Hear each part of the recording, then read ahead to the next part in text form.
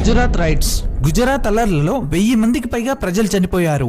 కొంతమంది ఐపీఎస్ అధికారులు, senior police officers దీంట్లో మోడీ గారి యొక్క ఇన్వాల్వ్మెంట్ కూడా ఉందని చెప్పి ఆరోపణలు చేశారు. ఈ కేసులో మెయిన్ విషయం ఏంటంటే, ఒక స్ట్రింగ్ ఆపరేషన్ లో బీహెచ్పీ, బజరంగ్ దళ్, బీజేపీకి చెందిన కొంతమంది మెంబర్స్ ఆ అల్లర్ల టైంలో మోడీ గారి యొక్క రోల్ గురించి ఓపెన్ గా మాట్లాడిన వీడియోస్ బయటకు వచ్చాయి. और उनकी भी कोई सुनवाई नहीं है, उनकी भी कोई सुनवाई नहीं। और हमने 7 बजे फोन करके गृह मंत्री को बता दिया था और जयदीप भाई को भी बता दिया था कि इतने लोग मरे हैं, आप संभाल लेना। हमको तो जेल से नरेंद्र भाई ने छुड़ाया, उन्होंने जज बदले और जज बदल के फिर नरेंद्र भाई ने सेटिंग की और नरेंद्र भाई ने हमको छुड़ाया, तो हम नहीं छूट सकते। नरेंद्र भाई ने भी अच्छा उसमें सहयोग दिया। नरेंद्र भाई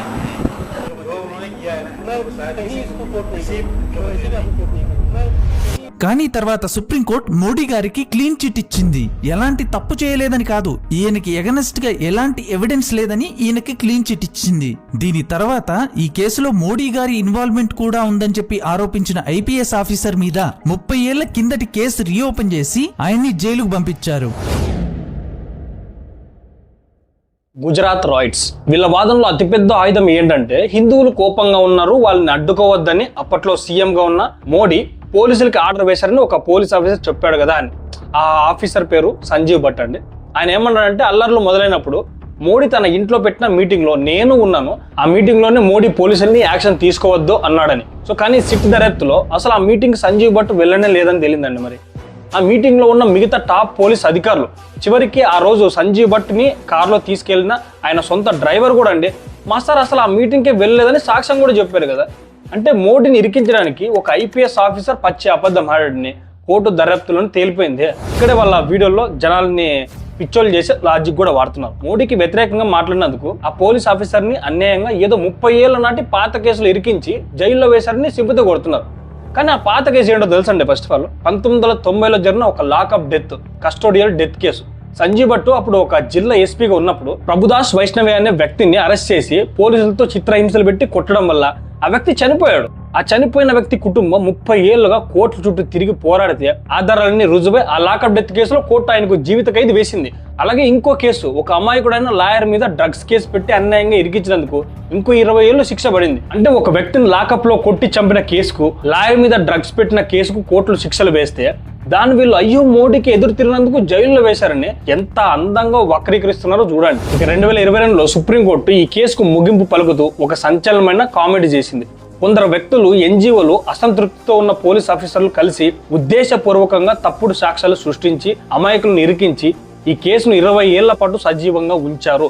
ఇలా చట్టంతో ఆడుకున్న వాళ్ళ మీద ఈ కఠిన చర్యలు తీసుకోవాలని సుప్రీంకోర్టు తన తీర్పుతో స్పష్టంగా రాసిందనమాట. సుప్రీంకోర్టు అలా చెప్పిన వెంటనే తప్పుడు ఆధారాలు సృష్టించిన తీస్తా సెతల్వాద్ అనే ఓ ఎన్జిఓ నిర్వాహకురాలని మరియు ఆర్బి శ్రీకుమార్ లాంటి పోలీస్ ఆఫీసర్ల మీద పోలీసులు సాక్ష్యాలు తారుమారు కేసులు పెట్టి అరెస్ట్ చేశారు. అంటే వాళ్ళ అరెస్టులు జరిగింది రాజకీయ కక్షతో కాదు, సాక్షాత్తు సుప్రీంకోర్టు ఇచ్చిన ఆదేశాల వల్ల. ఒక రాష్ట్రాన్ని, ఒక నాయకుడిని బద్నాం చేయడానికి 20 ఏళ్ల పాటు ఒక పెద్ద ఎకో సిస్టమ్ ఎలా పనిచేసిందో, ఫేక్ సాక్ష్యాలను ఎలా తయారు చేశారో ఈ సుప్రీంకోర్టు తీర్పుతో బట్ట బయలైంది. తప్పు చేసిన వాళ్ళకి కోర్టులు శిక్షలు వేస్తుంటే దాన్ని రాజకీయ కక్ష సాధింపని వీళ్ళు వీడియోలు చేసుకున్నారు. ఇది వాళ్ళు దాచేసిన అసలు చరిత్ర అండి.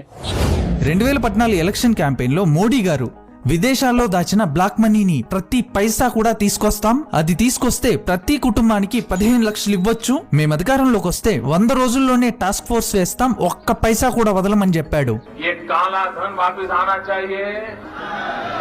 ये चोर लुटेरों से एक रुपया वापस लेना चाहिए। जिस दिन भारतीय जनता पार्टी को मौका मिलेगा, एक पाई हिंदुस्तान की वापस लाई जाएगी और हिंदुस्तान के गरीबों के लिए काम लाई जाएगी। उतने भी हम रुपये ले आए ना, तो भी हिंदुस्तान के एक गरीब आदमी को मुफ्त में 15-20 लाख रुपए भी मिल जाएगा। इतने रुपये हम सरकार में आते ही एक टास्क फोर्स बनाएंगे, कानूनों में संशोधन करने की जरूरत होगी तो संशोधन करेंगे, नए कानून बनाने की आवश्यकता होगी तो नए कानून बनाएंगे, एक पाई हम वापस लाएंगे। भाइयों बहनों, 50 दिन मेरी मदद करें, देश 50 दिन मेरी मदद करे, मैं पाई वापस लाऊंगा। పార్లమెంట్ లో ఈ నల్లధనాన్ని గురించి అడిగినప్పుడు బీజేపీ గవర్నమెంట్ ఏం చెప్పిందయ్యా అంటే స్విస్ బ్యాంక్ లో ఎంత బ్లాక్ మనీ ఉందో మా దగ్గర ఎస్టిమేషన్ కూడా లేదని చెప్పింది. 2014లో అన్ని బయట పెడతాం తీసుకొస్తామన్న మోడీ 2015లో మా దగ్గర డాటా లేదన్నారు. వికీపీడియా చెప్తుంది స్విస్ బ్యాంక్ లో ఎంత బ్లాక్ మనీ ఉందో, కానీ గవర్నమెంట్ దగ్గర డాటా లేదు. మోడీ గారి మరో మాస్టర్ స్ట్రోక్ నోట్ల రద్దు. ఈ నోట్ల రద్దు వల్ల బ్లాక్ మనీ మొత్తం పోతుంది, కరప్షన్ మొత్తం అంతమవుతుంది, టెర్రరిజం నాశనం అవుతుంది, దేశం మారిపోతుందని చెప్పి రాత్రికి రాత్రే 500-1000 రూపాయల నోట్లని బ్యాన్ చేశారు. నోట్ల రద్దు వల్ల దేశంలో ఉన్న ప్రజలంతా క్యూ లైన్ లో నిలబడి అల్లాడుతున్నప్పుడు మోడీ గారు గోవా స్పీచ్ లో కన్నీళ్లు పెట్టుకుంటూ, నేను దేశం కోసం నా ఇల్లు సంసారం అన్నిటినీ వదిలేశాను, నాకు కేవలం 50 రోజులు టైం ఇవ్వండి, నా నిర్ణయం తప్పైతే నన్ను ఏ చౌరస్తాలో నిలబెట్టి శిక్ష చేసినా నేను అనుభవించడానికి సిద్ధంగా ఉన్నా అని స్టేట్మెంట్ ఇచ్చాడు. మరి ఈ నోట్ల రద్దు వల్ల ఎంత బ్లాక్ మనీ దొరికిందయ్యా అంటే రద్దు చేసిన నోట్లలో 99.3% నోట్లు తిరిగి బ్యాంక్ లోకి వచ్చేసాయి. కేవలం 0.7% బ్లాక్ మనీ మాత్రమే దొరికిందని డైరెక్ట్ గా ఆర్బీఐ చెప్పింది. కానీ ఈ నోట్ల రద్దు వల్ల లైన్లలో నిలబడి 100 మందికి పైగా చనిపోయారు, జీడీపీ దెబ్బతిన్నది, చిన్న చిన్న వ్యాపారాలు నాశనం అయ్యాయి, ఎకనామిక్ క్రాష్ అయింది. ఇంత పెద్ద తప్పు జరిగి దేశ ఆర్థిక వ్యవస్థ దెబ్బతిన్నప్పటికీ మోడీ గారు దేశానికి ఎక్కడా ఒక క్షమాపణ కూడా చెప్పలేదు. బ్లాక్ మనీ లేదా నల్లధనం. పార్లమెంట్లో ప్రతిపక్షాలు బ్లాక్ మనీ గురించి అడిగినప్పుడు విదేశాల్లో ఎంత బ్లాక్ మనీ ఉందో మా దగ్గర అధికారులు లెక్కలు లేవని ప్రభుత్వం చెప్పిందని, దాన్ని పట్టుకుని వీళ్ళు చూసారా మోడీకి బ్లాక్ మనీ గురించి ఏమీ తెలియదు, 1 రూపాయి కూడా వెనక్కి రాలేదు, 10 లక్షలు ఏవి అని తెగ వీడియోలో చెప్పారు. అసలు పార్లమెంట్లో జరిగిన ఆ చర్చ వెనుక ఉన్న ఈ టెక్నికల్ పాయింట్ ఏంటి, గ్రౌండ్ లెవెల్లో ఈ 10 ఏళ్ల బ్లాక్ మనీ మీద జరిగిన యాక్షన్ ఏంటో గమనించాలండి. ఒక సభ్యుడు పార్లమెంట్లో స్విస్ బ్యాంకుల్లో భారతీయుల బ్లాక్ మనీ ఖచ్చితంగా ఎంత ఉందో చెప్పండి అని అడిగితే దానికి ప్రభుత్వం బ్లాక్ మనీకి సంబంధించి ఎలాంటి అధికారిక అంచనాలు లేవని ఒక సమాధానం ఇచ్చింది. దీన్ని వీళ్ళు పెద్ద ఇష్యూ చేశారండి. కాస్త కామన్ సెన్స్తో ఆలోచించండి. బ్లాక్ మనీ అంటేనే లెక్కల్లో చూపించని ట్యాక్స్ కట్టకుండా ప్రభుత్వం కళ్ళు కప్పి దాచిన ఒక దొంగ డబ్బు అనమాట. అలా దాచిన వాళ్ళు ఎవరైనా ప్రభుత్వానికి లెక్కలు చెప్తారని చెప్పండి. లేక స్విస్ బ్యాంకులు మా దగ్గరికి ఇంత డబ్బు ఉందని బోర్డు వేసుకొని పెడతాయి ఏంటి? బ్లాక్ మనీకి అధికార లెక్క అనేది ప్రపంచంలో ఏ దేశంలోనూ ఉండదండి. చట్టబద్ధంగా ఒక అధికారిక డాక్యుమెంట్లో సమాధానం చెప్పాలి కాబట్టి ప్రభుత్వం ఆ టెక్నికల్ ఆన్సర్ ఇచ్చింది అంతే. దాన్ని పట్టుకుని అసలు ప్రభుత్వానికి ఏమి తెలియదు అనడం ఎంత పెద్ద జోకో మీరే ఆలోచించుకోండి. ఇక వీళ్ళు పదే అడిగే ఇంకో అబద్ధం ఏంటంటే ప్రతి ఒక్కరి అకౌంట్లో 15 లక్షలు వేస్తామన్నారు కదా, అవి ఏవి అని. 2014 ఎలక్షన్స్ టైంలో మోడీ గారు చెప్పింది ఏంటంటే కాంగ్రెస్ హయాంలో లక్షల కోట్ల రూపాయలు అవినీతి జరిగి విదేశాలకు తరలిపోయాయి. ఆ డబ్బు ఎంతుందంటే అదంతా వెనక్కి తెస్తే దేశంలో ఉన్న ప్రతి పేదవాడి అకౌంట్లో 15 లక్షలు వేయొచ్చు, అంత భారీ స్కామ్ జరిగాయని అవినీతి సైజ్ గురించి ఒక ఉదాహరణ చెప్పారు. అంతేగాని నేను ప్రధాని అవగానే మీ అకౌంట్లో 15 లక్షలు క్యాష్ వేస్తానని ఏ మేనిఫెస్టోని చెప్పారంటే అసలు ఆ స్పీచ్ని కట్ చేసి జనాలను తప్పుదో పట్టించడానికి వీళ్ళు ఆడిన అతిపెద్ద డ్రామా ఈ 15 లక్షలు ముచ్చట అనమాట. మరి బ్లాక్ మనీ మీద ఈ 10 ఏళ్లలో యాక్షన్ జరగలేదంటే ఖచ్చితంగా జరిగిందండి. 2014లో మోడీ గారు ప్రధానిగా ప్రమాణ స్వీకారం చేసిన మొదటి రోజే తొలి కేబినెట్ మీటింగ్ లోనే ఈ బ్లాక్ మనీ మీద ఒక స్పెషల్ ఇన్వెస్టిగేషన్ టీము ఏర్పాటు చేశారనమాట. అంతకుముందు సుప్రీంకోర్టు ఎన్నిసార్లు మొట్టికాయలు వేసినా గత ప్రభుత్వం ఈ సిట్ ని వేయకుండా నానుచుతూ వచ్చిందనమాట. ఆ తర్వాత అండి అక్కడ జరిగిన డిమోనిటైజేషన్, నోట్ల రద్దు వల్ల ఇళ్లల్లో గోడల్లో ఇక్కడ దాచిన వేల కోట్ల క్యాష్ అంతా ఖచ్చితంగా బ్యాంకుల్లోకి వచ్చి తీరాల్సిందని పరిస్థితి ఏర్పడింది అనమాట. దీనివల్ల ఎవరు ఎంత దాచారో లెక్కలు బయటపడ్డాయి. ఆ బ్లాక్ మనీ అంతా సిస్టంలోకి వచ్చి ఫార్మల్ ఎకానమీలో కలిసిపోయింది. ఇక విదేశాల్లో దాచిన బ్లాక్ మనీ ముచ్చట. ఒకప్పుడు స్విస్ బ్యాంకుల్లో ఎవరికి ఎంత డబ్బు ఉందో తెలుసుకోవడం మన ప్రభుత్వాలకు దాదాపు అసాధ్యం. కానీ మోడీ ప్రభుత్వం వచ్చాక స్విట్జర్లాండ్తో పాటు అనేక దేశాలతో ఆటోమేటిక్ ఎక్స్చేంజ్ ఆఫ్ ఇన్ఫర్మేషన్ అనే ఒక బలమైన ఒప్పందం చేసుకుంది. దీనివల్ల 2018 నుంచి ఏ భారతీయుడైనా స్విస్ బ్యాంకులో అకౌంట్ తెరిచినా డబ్బులు వేసినా ఆ డేటా మొత్తం ఆటోమేటిక్గా మన ప్రభుత్వానికి తెలిసిపోతుంది. అందుకే ఇప్పుడు దొంగ డబ్బుని స్విస్ బ్యాంకుల్లో దాచడం అనే ఒక ఆప్షన్ లేకుండా పోయింది. అలాగే ఇండియాలో నల్లధనాన్ని వైట్ చేయడానికి వాడుతున్న దాదాపు 3 లక్షలకు పైగా ఈ సెల్ కంపెనీలు, నకిలీ కంపెనీలన్నీ ఈ రిజిస్ట్రేషన్లన్నీ మోడీ ప్రభుత్వం రద్దు చేసి పారేసింది. బినామీ ఆస్తుల చట్టాన్ని మరింత కఠినం చేసింది. చూడండి, ఇవన్నీ చేశారు కాబట్టి 2014 ముందు సిస్టమ్ కి దొరకకుండా తిరిగిన వాళ్ళు కూడా ఇప్పుడు సిస్టమ్ కి భయపడి ట్యాక్స్ కడుతున్నారు. అందుకే అప్పుడు 2-3 లక్షల కోట్లుగా ఉన్న డైరెక్ట్ ట్యాక్స్ కలెక్షన్స్ అనేవి ఇప్పుడు ఏకంగా 13 లక్షల కోట్లకు దాటింది. సిస్టమ్ని ఇంత క్లీన్ చేస్తే అది వీళ్ళకు కనపడలేదండి. వాళ్ళకి కావాల్సింది పార్లమెంట్లో ఇచ్చిన ఒక టెక్నికల్ ఆన్సర్ని పట్టుకుని లేదా 10 లక్షల ఫేక్ న్యూస్ని పట్టుకుని జనాల్ని పిచ్చోళ్ళని చేయడం మాత్రమే. నోట్ల రద్దు అంటే డిమోనిటైజేషన్. వాళ్ళు వీడియోలో మోడీ గారు రాత్రే నోట్లు రద్దు చేశారు, క్యూ లైన్లో జనాలు చనిపోయారు. ఆర్బీఐ లెక్కల ప్రకారం 99.3% డబ్బులు మళ్ళీ బ్యాంకుల్లోకి వచ్చేసాయి. కేవలం 0.7% మాత్రమే బ్లాక్ మనీ దొరికింది. ఆర్థిక వ్యవస్థ నాశనమైందని ఒక భయంకరంగా చెప్పారు కదా. అసలు నోట్ల రద్దు వల్ల దేశానికి జరిగిన లాభం ఏంటి? ఆ 99% డబ్బు వెనక్కి రావడం వెనుక ఉన్న అసలు లాజిక్ గమనిస్తే, బాసు బ్యాంకుల్లో డబ్బులు తిరిగి వచ్చేస్తే అదంతా ఆటోమేటిక్గా వైట్ మనీ అయిపోతుందండి చెప్పండి. ఇంట్లో గోడల్లో పరువుల కింద బినామీ పేర్ల లెక్కల్లో చూపించకుండా దాచుకున్న కోట్లాది రూపాయల బ్లాక్ మనీని వాళ్ళు తప్పనిసరి పరిస్థితుల్లో బ్యాంక్ అకౌంట్లో వేయాల్సి వచ్చిందనమాట. అలా వేయగానే ఆ డబ్బు ఎవరిది, ఎక్కడి నుంచి వచ్చిందనే డేటా మొత్తం ఇన్కమ్ ట్యాక్స్ వాళ్ళ చేతికి చిక్కింది. ఆ తర్వాత ఇన్కమ్ ట్యాక్స్ వాళ్ళు పంపిన నోటీసులకి భయపడి లక్షలాది మంది దొంగ డబ్బు దాచుకున్న వాళ్ళు ఫైన్లు, పెనాల్టీలు కట్టారు. ఆ దెబ్బతో మన దేశం ట్యాక్స్ కట్టే వాళ్ళ సంఖ్య అమాంతం డబుల్ అయిపోయింది. అంటే సిస్టమ్ బయట తిరుగుతున్న దొంగ డబ్బుని సిస్టంలోకి లాగి దాన్ని ట్యాక్స్ కట్టలే చేయడమే నోట్ల రద్దు అసలు టార్గెట్. ఆ టార్గెట్ సూపర్ సక్సెస్ అయిందండి. కానీ ఆ విషయం వీళ్ళు చెప్పరు. ఇంకా రెండో పాయింట్, టెర్రరిజం నాశనం అవ్వలేదు అంటున్నారు. ఒకసారి 2016కు ముందు న్యూస్ ఛానల్స్ గుర్తు తెచ్చుకోండి. కాశ్మీర్లో ప్రతి శుక్రవారం ఆర్మీ వాళ్ళ మీద రాళ్ళు రువ్వే బ్యాచ్లు ఉండేవి. వాళ్ళు రోజుకి 500 చొప్పున పాకిస్తాన్ నుంచి హవాలా డబ్బులు వచ్చేవండి. నోట్ల రద్దు దెబ్బకి ఆ క్యాష్ సప్లై మొత్తం ఆగిపోయి రాళ్ళు రువ్వే సంఘటనలు కాశ్మీర్లో అమాంతం పడిపోయాయి కదా. అలాగే నక్సలైట్ దగ్గర అడవుల్లో దాచుకున్న వందలాది కోట్ల రూపాయలు ఈ క్యాష్ అనేది రాత్రి చిత్తు కాగితల్లాగా మారిపోయింది. పాకిస్తాన్లో ప్రింట్ అయ్యి మన దేశంలోకి వస్తున్న ఫేక్ కరెన్సీ అంటే దొంగ నోట్లు, ఈ నెట్వర్క్ మొత్తం ఒక్క దెబ్బతో ఇట్ట కుప్పగూలిపోయింది కదా. దేశ భద్రతకు ఇంతకంటే పెద్ద విషయం ఏముంటుందండి. ఆ తర్వాత వీళ్ళు చెప్పే ఇంకో మాట ఏంటంటే చిన్న వ్యాపారులు దెబ్బతిన్నాయి, ఎకానమీ క్రాష్ అయింది అని. చూడండి, ఏ ఆపరేషన్ చేసినా పేషెంట్కి కొన్నాళ్ళు నొప్పి ఉంటుంది, కానీ ఆ తర్వాత ఆరోగ్యం అనేది కుదుట పడుతుంది కదా. నోట్ల రద్దు వల్ల కొన్ని నెలల పాటు సామాన్యులు, చిన్న వ్యాపారులు ఇబ్బంది పడ్డారు మాట వాస్తవమే. కానీ ఆ క్యూ లైన్లో నిలబడి జనాలు పడ్డ కష్టాన్ని ఎవరు కాదనిలేరండి. మోడీ గారు కూడా గోవా స్పీచ్లో ఎమోషనల్ అయ్యింది ఆ బాధను అర్థం చేసుకునే.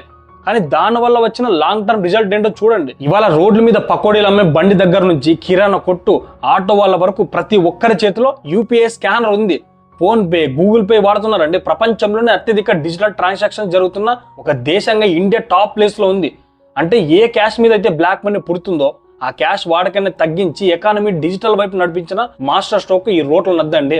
ఒకప్పుడు ప్రతి పథకం డబ్బులు చేతికి ఇచ్చేవాళ్ళు, మధ్యలో నాయకులు సగం తినేసేవాళ్ళు. నోట్లు రద్దయిన తర్వాత అంత డిజిటల్ అవ్వడం వల్ల ఇవాళ రైతు బంద్ అయినా, ఉజ్వల గ్యాస్ సబ్సిడీ అయినా సరే ఒక్క పైసా కూడా లంచం లేకుండా నేరుగా డైరెక్ట్గా లబ్ధిదారుడి అకౌంట్లోకి పడుతుంది. ఎకానమీ వైట్ గా మారడం వల్లే ఇవాళ జిఎస్టీ కలెక్షన్స్ ప్రతి నెల 150,000 కోట్లు దాటుతున్నాయి. ఆ డబ్బుతోనే ఇవాళ దేశంలో కొత్త ఎయిర్పోర్ట్లు, తర్వాత ఎక్స్ప్రెస్ వేలు కడుతున్నారు. చూడండి, పాత ప్రభుత్వాలలాగా ఓటు బ్యాంకు పాలిటిక్స్ కోసం ఎవరు ఏమనుకుండా దేశాన్ని పాత క్యాష్ ఎకానమీలో ఉంచేయకుండా తన రాజకీయ భవిష్యత్తును రిస్క్ లో పెట్టి మరి మోడీ గారు తీసుకున్న డేరింగ్ స్టెప్ అండి ఇది. అర్థం పర్థం లేకుండా కేవలం ఆ క్యూ లైన్ లో గురించే మాట్లాడుతూ తర్వాత దేశంలో వచ్చిన ఈ డిజిటల్ విప్లవం దాచేయడం వీళ్ళ కుటిల బుద్ధికి నిదర్శనం అండి. మోడీ గారు ప్రతిపక్షంలో ఉన్నప్పుడు ఇలా అన్నారు, government money is public money, it should not be used for personal glorification or political propaganda. కానీ భారతదేశ చరిత్రలో ఏ ప్రధాని కూడా చేసుకోనంతగా తనని తాను ప్రచారం చేయించుకుంటున్నాడు మోడీ.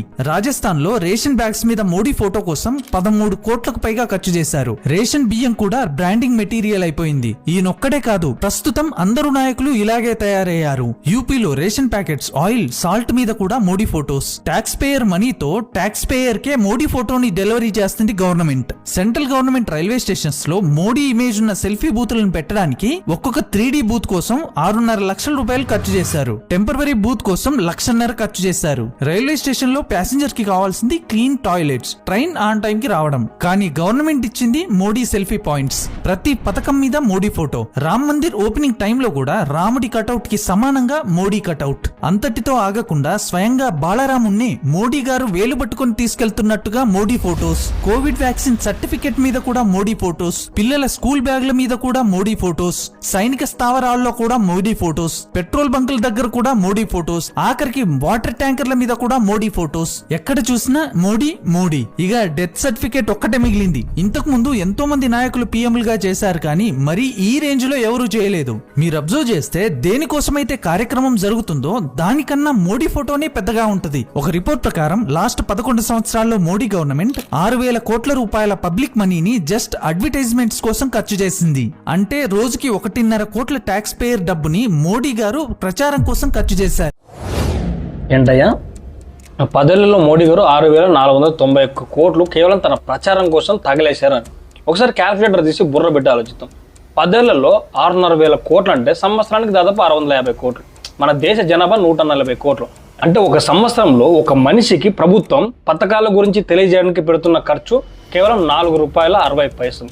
కేంద్ర ప్రభుత్వం అంటే ఒకటో రెండో స్కీములు కాదు కదా, స్వచ్ఛ భారత్, జన్ ధన్, డిజిటల్ ఇండియా, కిసాన్ సమ్మాన్ నిధి లాంటి వందలాది స్కీములు ఉంటాయి. మారుమూల పల్లెల్లో ఉన్న పేదవాడికి అసలు ఏ స్కీమ్కి ఎంత డబ్బు వస్తుందో, ఎలా అప్లై చేసుకోవాలో తెలియాలంటే ఈ టీవీల్లో, పేపర్లో యాడ్స్ ఇవ్వాలా వద్దా అండి? దాన్ని పబ్లిక్ అవేర్నెస్ అంటారా, లేక మోడీ సెల్ఫ్ ప్రమోషన్ అంటారా? కేవలం ఒక రాష్ట్రానికి పరిమితమైన ప్రాంతీయ పార్టీలో ఈ ప్రభుత్వాలు పక్క రాష్ట్రాల పేపర్లో కూడా వాళ్ళ సీఎంల ఫోటోలతో ఫుల్ పేజ్ యాడ్స్ ఇచ్చుకుంటాయి. వాళ్ళ మార్కెటింగ్ ఖర్చు 100 కోట్లలో ఉంటుంది. వాళ్ళు చేస్తే తప్పలేదు, కానీ 140 కోట్ల దేశానికి అవేర్నెస్ కోసం కేంద్రం పెట్టిన ఈ ఖర్చు మాత్రం వీళ్ళకి కంట్లో నడసలాగా కనిపిస్తుంది. రాజస్థాన్, యూపీ లాంటి రాష్ట్రాల్లో రేషన్ సంచుల మీద మోడీ ఫోటో వేయడానికి 13 కోట్లు ఖర్చు చేశారని ఇంకో పెద్ద ఏడుపు. దీని వెనుక ఉన్న అసలు స్కామ్ తెలిస్తే మీరు షాక్ అవుతారు. ప్రధానమంత్రి గరీబ్ కళ్యాణ్ అన్న యోజన కింద దేశంలో 80 కోట్ల మందికి కేంద్ర ప్రభుత్వం 100% ఉచితంగా బియ్యం ఇస్తోంది. దీనికోసం కేంద్రం సంవత్సరానికి ఏకంగా 2 లక్షల కోట్లు ఖర్చు పెడుతుంది. అయితే కేంద్రం అంత ఖర్చు పెట్టి ఫ్రీగా రేషన్ పంపిస్తే కొన్ని రాష్ట్రాల్లో ఉన్న ముఖ్యమంత్రులు ఆ బియ్యాన్ని తీసుకుని వాళ్ళ సొంత పార్టీ స్టిక్కర్లు, వాళ్ళ సీఎం ఫోటోలు వేసుకుని మేమే మీకు ఫ్రీగా తిండి పెడుతున్నామని క్రెడిట్ కొట్టేసేవాళ్ళు. తాను 1 రూపాయి కూడా ఖర్చు పెట్టకుండా కేంద్ర డబ్బులతో రాష్ట్ర సీఎంలు చేసే ఈ క్రెడిట్ దొంగతనాన్ని ఇది ఆపడానికి సంచుల మీద ప్రధానమంత్రి ఫోటో, ఈ స్కీమ్ పేరు వేసి పంపించడాన్ని మొదలుపెట్టారు. లక్షల కోట్లు ఖర్చు పెడుతున్న స్కీము హైజాక్ అవ్వకుండా ప్రజలకు జవాబుదారీగా ఉండడానికి పెట్టిన ఆ 13 కోట్ల ఖర్చు ఏ రకంగా చూసుకున్నా తప్పే కదా అండి. రైల్వే స్టేషన్లో మోడీ ఫోటోలతో సెల్ఫీ బూతులు పెట్టారని వీళ్ళు బాధ. తమ్ముడు, ఇవి కేవలం సెల్ఫీ పాయింట్లు కాదు, వాటిని 3D ఇన్ఫర్మేషన్ కియోస్కోలు అంటారు. మన ఇండియన్ రైల్వేస్లో ప్రతిరోజు 2.5 కోట్ల మంది ప్రయాణిస్తారు. ప్రపంచంలో ఏ దేశ జనాభా కూడా ఇంతలా ప్రయాణించదు. అంతమంది జనాలు ఒక చోట ఉన్నప్పుడు ఉజ్వల గ్యాస్, ముద్రా లోన్స్ ఇలాంటి స్కీముల గురించి వాళ్ళకి తెలియజేయడానికి రైల్వే స్టేషన్ల కంటే గొప్ప ప్లాట్ఫామ్ ఇంకేముంటుందండి? ఒక ప్రైవేట్ మార్కెటింగ్ ఏజెన్సీకి కోట్లు ఇచ్చి యాడ్స్ చేయించుకునే బదులండి గవర్నమెంట్కి సొంతంగా ఉన్న రైల్వే స్టేషన్లో ఈ బూతులు పెట్టి కమ్యూనికేట్ చేయడం అనేది అత్యంత తెలివైన, ఒక చౌకైన మార్కెటింగ్ స్ట్రాటజీ. ప్రజాస్వామ్యంలో ప్రధానమంత్రి దేశానికి ఒక ఫేస్ అండి.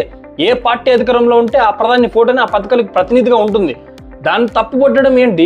ఇక రామ మందిరం ప్రాణ ప్రతిష్ఠ అప్పుడు మోడీ కట్అవుట్లు పెట్టారు అని. అసలు ఆ కట్అవుట్లు పెట్టింది ప్రభుత్వం అండి? కాదు. 500 ఏళ్ల హిందువుల కళ సాకారమైన ఆ చారిత్రక ఘట్టంలో ఆ కళను సుసద్ధం చేసిన నాయకుడిగా మోడీ గారిని ఓన్ చేసుకుని పార్టీ కార్యకర్తలు, సాధువులు, తర్వాత అక్కడ స్థానిక ప్రజలు, ఇంకా భక్తులు సొంత ఖర్చుతో అండి ఆ కట్అవుట్లు పెట్టుకున్నారు. ప్రాణ ప్రతిష్టకు ప్రధాన యజమానిగా ఉపవాస దీక్ష చేసి ఆ కార్యక్రమాన్ని నడిపించింది ఆయనే కదా. ఆ ఎమోషన్లో ప్రజలు కట్అవుట్లు పెట్టుకుంటే దానికి ప్రభుత్వ నిధులకు అడ్వర్టైజ్మెంట్కు లింక్ పెట్టి మాట్లాడడం పక్క ఫేక్ ప్రచారం అండి. ప్రభుత్వం మంచి పథకాలు తీసుకురావడమే కాదండి, అవి అర్హులైన ప్రతి ఒక్కరికి తెలిసేలా చేయాల్సిన బాధ్యత కూడా ప్రభుత్వానిదే. పాత రోజుల్లో కాంగ్రెస్ గవర్నమెంట్లో స్కీములు పేపర్లకే పరిమితమయ్యాయి కాబట్టి మధ్యలో ఈ దళారులు తినేసేవాళ్ళు. మోడీ గారు దాన్ని బ్రేక్ చేసి డైరెక్ట్గా జనాలతో కమ్యూనికేట్ చేస్తున్నారు. ఆ కమ్యూనికేషన్ని చూసి తట్టుకోలేకే ఎవరికో ఖాళీ సగం ఆఫ్ నాలెడ్జ్ లెక్కలని చెబుతా ఉన్నారండి. ఇక్కడ రైతుల ఆదాయం డబుల్. 2016 బడ్జెట్ స్పీచ్ లో మోడీ గారు 2022 నాటికి రైతుల ఆదాయాన్ని డబుల్ చేస్తామని చెప్పారు. 75 साल होंगे तब तक हम किसान की इनकम को 2 गुना कर देंगे, उसकी आय 2 गुना कर देंगे. 2022 में किसान की आय डबल करनी चाहिए कि नहीं करनी चाहिए? మరి అయిందా అంటే ఎన్ఎస్ఎస్ఓ డాటా ప్రకారం సాగు ఖర్చులు పెరిగి రైతుల అప్పులు మరింత ఎక్కువయ్యాయి తప్ప రైతుల ఆదాయం డబుల్ అవ్వలేదు. సింగిల్ స్టేట్ కూడా రైతుల అగ్రికల్చర్ ఆదాయాన్ని డబుల్ చేయలేదు. ఇన్ఫ్లేషన్ తీసేసిన తర్వాత 2013-14లో రైతు ఒక పంట పండిస్తే 58% లాభం వచ్చేది. ఆ లాభం 2023-24 నాటికి 34% పడిపోయింది. ప్రభుత్వం 3 కొత్త సాగు చట్టాలు తీసుకొస్తే దానికి వ్యతిరేకంగా దేశంలోనే అతిపెద్ద ఫార్మర్ ప్రొటెస్ట్ జరిగింది.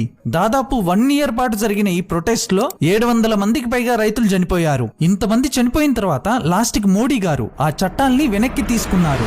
ఇంకో ముఖ్యమైన టాపిక్, మోడీ గారు 2022 నాటికి రైతుల ఆదాయం రెట్టింపు చేస్తామన్నారు, ఏదీ కాలేదు. పైగా నల్ల చట్టాలు తెచ్చి రైతుల ప్రాణాలు తీశారు. భయపడి మళ్ళీ వెనక్కి తీసుకున్నారని వీళ్ళు గొంతు చించుకున్నారు కదా. అసలు రైతుల ఆదాయం విషయంలో గత 10 ఏళ్లుగా ఏం జరిగిందండి? ఆ వ్యవసాయ చట్టాల వెనుక ఉన్న అసలు దళారి రాజకీయాల్లో చూస్తే అండి, ముందుగా రైతుల ఆదాయం, వ్యవసాయ బడ్జెట్ ముచ్చటేనో చూద్దాం. ఈ 2014 ముందు గత ప్రభుత్వంలో వ్యవసాయ రంగానికి ఇచ్చిన బడ్జెట్ కేవలం 27,000 కోట్లు ఉంటే మోడీ గవర్నమెంట్ దాన్ని ఏకంగా 1,25,000 కోట్లకు పెంచింది. పిఎం కిసాన్ సమ్మాన్ నిధి. సో దీని కింద ప్రతి ఏడాది 11 కోట్ల మంది రైతుల అకౌంట్లో నేరుగా 6,000 రూపాయలు పడుతున్నాయండి. మధ్యలో ఏ దళారికి లంచం ఇవ్వకుండా ఇప్పటి వరకు దాదాపు 3 లక్షల కోట్లకు పైగా ఆ డబ్బు నేరుగా రైతుల చేతుల్లోకి వెళ్ళిందనమాట. మద్దతు ధర ఎంఎస్పి విషయంలో గత ప్రభుత్వాల కంటే రెట్టింపు ధరకు పెంచడమే కాకుండా కొనుగోలు కూడా రికార్డు స్థాయిలో జరిగాయి. కాంగ్రెస్ టైంలో పప్పు దినుసులు, నూనె గింజలు ఈ కొనుగోలు నామమాత్రంగా ఉంటే మోడీ గవర్నమెంట్లో అవి ఏకంగా 10 పెరిగాయండి. కానీ బ్రో, రైతులు ఆదాయం నిజంగా రెట్టింపు అవ్వాలంటే కేవలం ఈ బడ్జెట్లు, సబ్సిడీలు సరిపోవండి.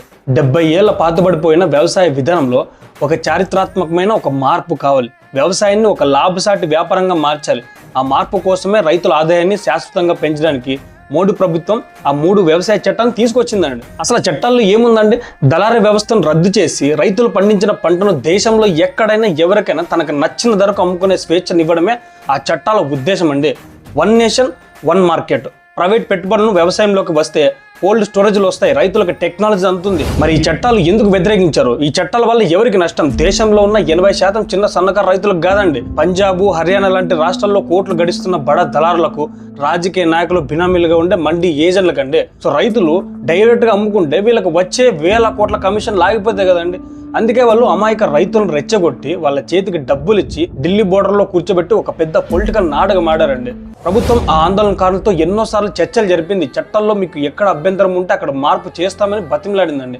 కావాలంటే ఒక ఏడాది పాటు ఈ చట్టాలను పక్కకు పెడతామని కూడా ఒక ఆప్షన్ ఇచ్చింది. కానీ వాళ్ళ డిమాండ్ ఒక్కటే, చట్టాలను మొత్తం వెనక్కి తీసుకోవాలి. ఎందుకంటే మండీ ఏజెంట్లు దోపిడీ ఆగకూడదు కదా.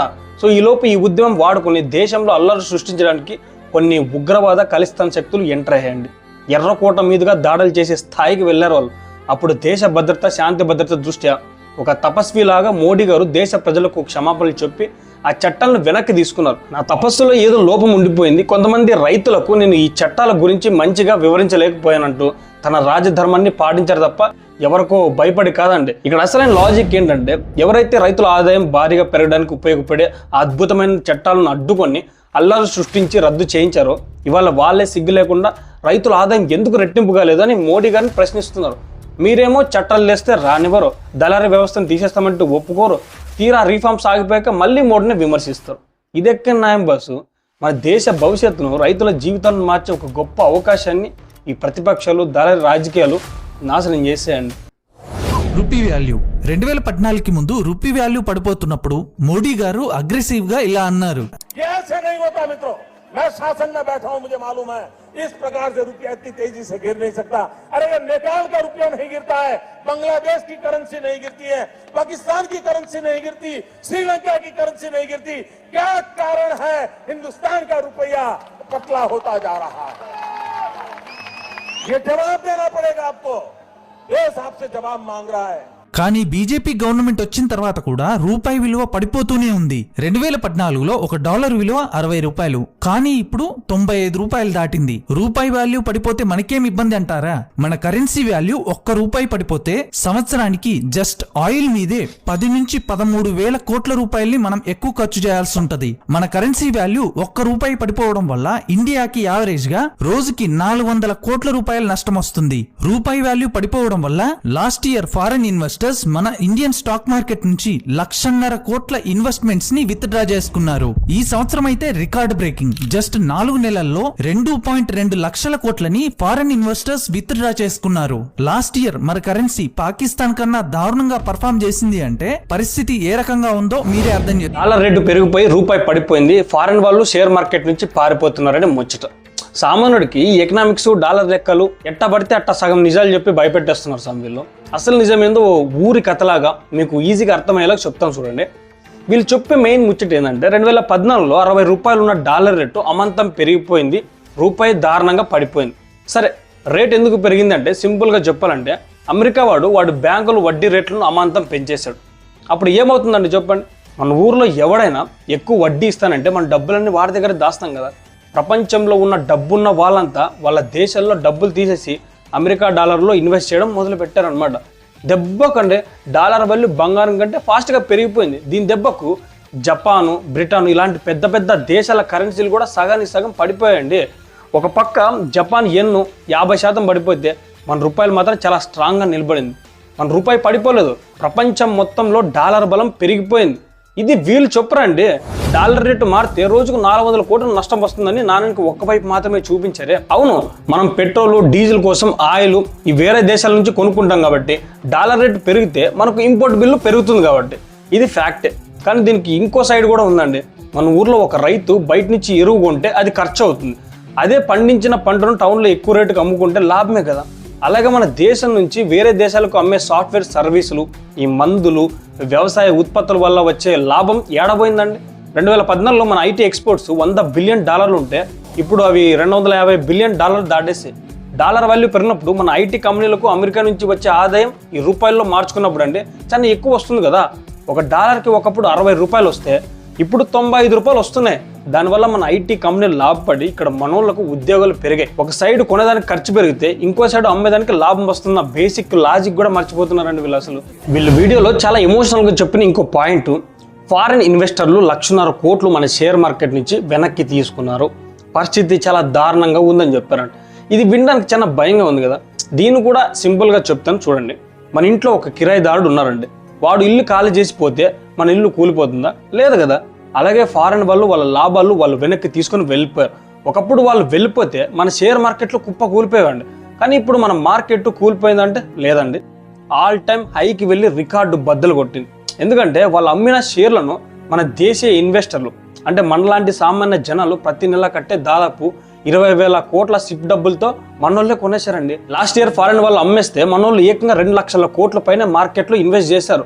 ఇప్పుడు మన మార్కెట్లు ఫారెన్ వాళ్ళ మీద డిపెండ్ అవ్వకుండా మనోళ్ళ దెబ్బకు $4 ట్రిలియన్ దాటి ప్రపంచంలోని 4వ అతిపెద్ద మార్కెట్గా నిలిచింది. ఈ అసలు నిజం చెప్పకుండా కేవలం ఫారెన్ వాళ్ళు అమ్మేశారని సగం నిజం చెప్పి భయపడతారేంటన్నా నాకు అర్థం కాదు.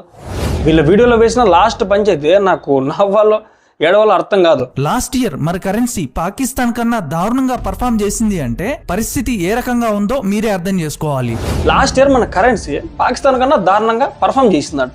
ఏంది స్వామి ఈ లాజిక్ ఏంది అసలు? 2014లో డాలర్తో పాకిస్తాన్ రూపాయి విలువ 100 దగ్గర ఉండేది. ఇప్పుడు అది ఏకంగా 280 పాకిస్తాన్ రూపాయలు అయింది. ఒకడు పరుగు పందెంలో పరిగెడుతూ కాలు జారి కింద పడితే వాటిని తీసుకెళ్లి ఐసీయూలో చావు బతుకుల్లో ఉన్న పేషెంట్తో పోలుస్తారండి. మన ఇండియా దగ్గర ఈరోజు $640 బిలియన్ పైగా ఫారెన్ రిజర్వ్స్ ఉన్నాయండి. వాళ్ళ దగ్గర కనీసం నెల రోజులు ఇంపోర్ట్స్ కూడా డబ్బులు లేవు. అప్పుల కోసం IMF దగ్గర అడుక్కు తినే స్టేజ్లో ఉన్నారు వాళ్ళు. అలాంటి దివాలా తీసిన దేశంతో మన ఎకానమీని పోల్చడం అంటే జనాల్ని పిచ్చోళ్ళని చేయడం అండి. చూడండి అబ్బా, ఏ ప్రభుత్వంలో అయినా తప్పులు జరుగుతాయి, విమర్శించవచ్చు, దానికి ఎవరు అతిథులు కారు. కానీ డాలర్ రేటుకు ఉన్న గ్లోబల్ కారణాలు దాచిపెట్టి ఎక్స్పోర్ట్స్ ద్వారా మనకు వచ్చే లాభాలను పక్కన పెట్టి మన రిటైల్ ఇన్వెస్టర్ల సత్తాని తక్కువ చేసి చెప్పడం కరెక్ట్ అయితే కాదు. ఇలాంటి సగం నిజాలతో చేసే వీడియోలు చూసి కంగారు పడకండి. ఫ్యాక్ట్స్ ఏందో ఒకసారి లాజిక్గా కూడా ఆలోచించండి. 5 ట్రిలియన్ ఎకానమీ. మోడీ గారు చాలా సార్లు ఇండియన్ ఎకానమీ 2024 నాటికి 5 ట్రిలియన్స్ అవుతుందని చెప్పారు. కానీ అయిందా?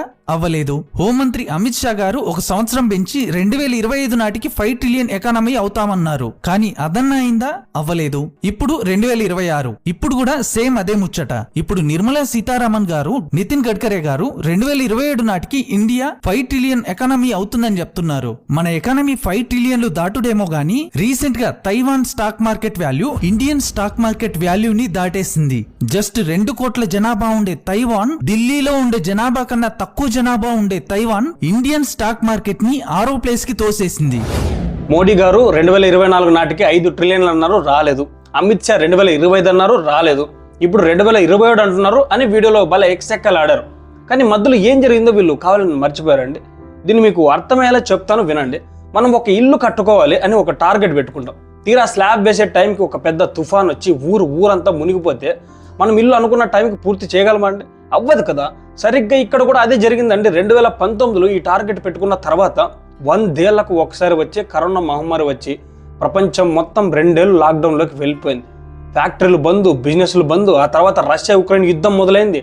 పెద్ద దేశాల గజగజ వణికిపోయి ఎకనామిక్కి కుదేలయ్యాయి. కానీ మన ఇండియా మాత్రం ఆ తుఫాన్ని తట్టుకొని బలంగా నిలబడిందండి. 2014లో మన ఎకానమీ 2 ట్రిలియన్ల దగ్గర ఉండి ప్రపంచంలో 10వ స్థానంలో ఉండేది. ఇప్పుడు ఆల్మోస్ట్ 4 ట్రిలియన్ల దగ్గరికి వచ్చి ప్రపంచంలో 5వ అతిపెద్ద ఎకానమీగా నిలబడింది. 10 ఏళ్లలో మనకంటే పైన ఉన్న రష్యా, ఇటలీ, బ్రెజిల్, ఫ్రాన్స్, చివరికి మనల్ని 200 ఏళ్ళు పాలించిన ఇంగ్లాండ్ కూడా వెనక్కి నెట్టి 5వ ప్లేస్లోకి వచ్చామండి. కరోనా లాంటి గ్లోబల్ డిజాస్టర్ వచ్చినప్పుడు అనుకున్న టార్గెట్ ఒక 2 ఏళ్ళు లేట్ అయితే దాన్ని పట్టుకుని దేశం నాశనం అయిపోయిందని ఏడవడం ఏ రకమైన లాజిక్ స్వామి? ఇక ఈ వీడియోలో వీళ్ళు కొట్టిన ఇంకో అతిపెద్ద జోక్ ఏంటంటే 2 కోట్ల జనాభా ఉన్న తైవాన్ దేశం మన ఇండియన్ స్టాక్ మార్కెట్ని దాటేసిందంట. దీన్ని సామాన్యుడికి అర్థమయ్యేలా సింపుల్గా చెప్తాను చూడండి. మన ఊర్లో ఒక కిరాణా కొట్టు, ఒక బట్టల షాపు, ఒక పాల కేంద్రం, ఒక ఎరువుల షాప్ పెట్టుకొని 10 మంది 10 రకాల వ్యాపారాలు చేసుకుంటూ ఒక బలంగా ఉన్న ఊరు మన ఇండియా అనుకోండి. పక్క ఊర్లో ఒకే ఒక్కడు ఒక పెద్ద బంగారుగాను పెట్టుకొని వాడిది తైవాన్ అనుకోండి. ఆ రోజుకి బంగారం రేటు విపరీతంగా పెరిగిపోయి ఆ పక్క ఊరి వాడు ఆస్తి విలువ మన ఊరి మొత్తం ఆస్తి కంటే ₹1 ఎక్కువ అవ్వచ్చు. కానీ రేపు ఆ బంగారం రేటు పడిపోతే ఆ పక్క ఊరు మొత్తం శూన్యమే కదా. నిజానికి తైవాన్ మార్కెట్లో జరిగింది అదే అండి. వాళ్ళ స్టాక్ మార్కెట్ మొత్తం ఒకే ఒక కంపెనీ మీద ఆధారపడింది. దాని పేరు TSMC. ప్రపంచంలో సెల్ ఫోన్లు, ల్యాప్టాప్లకు వాడే ఈ మైక్రో చిప్స్ తయారు చేసేది వాళ్ళే అండి. ఇప్పుడు ప్రపంచం మొత్తం ఆర్టిఫిషియల్ ఇంటెలిజెన్స్ మీద పడడంతో ఆ ఒక్క కంపెనీ షేర్లు ఆకాశాన్ని అంటే దానివల్ల ఏదో ఒక వారం రోజులు తైవాన్ మార్కెట్ మనకంటే ఒక మెట్టు పైకి వెళ్ళింది. కానీ మన ఇండియా మార్కెట్ అలా కాదండి. ఇక్కడ బ్యాంకులు, ఐటీ కంపెనీలు, మందుల కంపెనీలు, కార్లు తయారు చేసే కంపెనీలు ఇలా అన్ని బలంగా ఉన్నాయి. అందుకే వారం తిరిగేసరికి మళ్ళీ ఇండియా తైవాన్ని దాటేసి ప్రపంచంలో 4వ ప్లేస్లోకి వచ్చేసింది. సో తైవాన్ ఏమో ఒక చెట్టు ఉన్న గాలిపటం లాంటిది, ఇండియా ఏమో వందలాది ఊడలున్న ఒక మర్రి చెట్టు లాంటిది.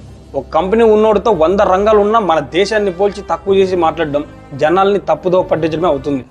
సో ముచ్చట ఏంటంటే ఫ్యాక్ట్స్ సగమే చెప్తే అది అబద్ధం కంటే దారుణంగా ఉంటుందండి. టార్గెట్ పెట్టుకుని దేశం ముందుకు వెళ్తుంటే మధ్యలో వచ్చిన కరోనా గురించి చెప్పరు, కానీ స్టాక్ మార్కెట్ బేసిక్స్ గురించి కూడా చెప్పరు. చూడండి, అసలు జస్ట్ ఏదో ఒక పాయింట్ పట్టుకుని విమర్శించాలి కాబట్టి విమర్శిస్తున్నారు వీళ్ళు. హిందూ ముస్లిం పాలిటిక్స్. మోడీ గారు నేను హిందూ ముస్లిం పాలిటిక్స్ చేయను, ఒకవేళ చేస్తే పబ్లిక్ లైఫ్ లో ఉండడానికి అర్హుణ్ణి కాను అని చెప్పారు. కానీ ఇదే మోడీ గారు ముస్లింల గురించి ఏం మాట్లాడారో ఒకసారి వినండి. 2017లో మందిర్ కావాలా, మస్జిద్ కావాలా అని మాట్లాడాడు. కాంగ్రెస్ అధికారంలోకి వస్తే మీ ఆస్తుల్ని తీసుకుంటది, మీ తల్లులు అక్కల మంగళ సూత్రాలని కూడా తీసుకుంటది, అలా మీ నుంచి తీసుకున్న దాన్ని ఎక్కువ పిల్లలు పుట్టించే వాళ్ళకిస్తుంది, మీ కష్టార్జితాన్ని వాళ్ళకివ్వడానికి మీరు ఒప్పుకుంటారా అని మాట్లాడాడు. इसका मतलब ये संपत्ति इकट्ठी करके किसको बांटेंगे? क्या आपकी मेहनत की कमाई का पैसा घुसपैठियों को दिया जाएगा? आपको मंजूर है ये? ఇదే మోడీ గారు ముస్లిం దేశాలకు వెళ్ళినప్పుడు సబ్కా సాత్ సబ్కా వికాస్ అని మాట్లాడతారు. ముస్లిం మతం ఒక శాంతికి చిహ్నం అని మాట్లాడతారు. కాంగ్రెస్ వస్తే మంగళసూత్రాలు లాక్కొని ఎక్కువ పిల్లలు కనే వాళ్ళకి ఇస్తుందని మోడీ అన్నాడు అని చెప్తున్నారు. అసలు మోడీ గారు పొద్దున్న లేచి నిద్ర లేచి ఊరికి ఈ మాట అనేసాడండి కొంపదీసి. దీని వెనుక ఉన్న అసలు కథ వీళ్ళు ఎందుకు చెప్పరు? ఎలక్షన్స్ టైంలో కాంగ్రెస్ నాయకులు ఏమన్నారండి, మేము అధికారంలోకి వస్తే దేశంలో ఎవరెవరి దగ్గర ఎంత ఆస్తి ఉందో ఎక్స్రే ఇస్తాం, ఆస్తులను మళ్ళీ పంచుతామని వాళ్ళు చెప్పారు కదా. దానికి తోడు పాత కాంగ్రెస్ ప్రభుత్వంలో సాక్షాత్తు అప్పుడు ప్రధాని మన్మోహన్ సింగ్ గారు ఏమన్నారండి, ఈ దేశ వనరుల మీద మొదటి హక్కు మైనారిటీలదే, ముఖ్యంగా ముస్లింలదే అని ఒక స్టేట్మెంట్ ఇచ్చాడండి. ఒక పక్క ఆస్తులు లాక్కుంటామని కాంగ్రెస్ నాయకులు చెప్తున్నారు, ఇంకో పక్క దేశ వనరుల మీద ఫస్ట్ హక్కు ముస్లింలదే అని వాళ్ళే అన్నారు.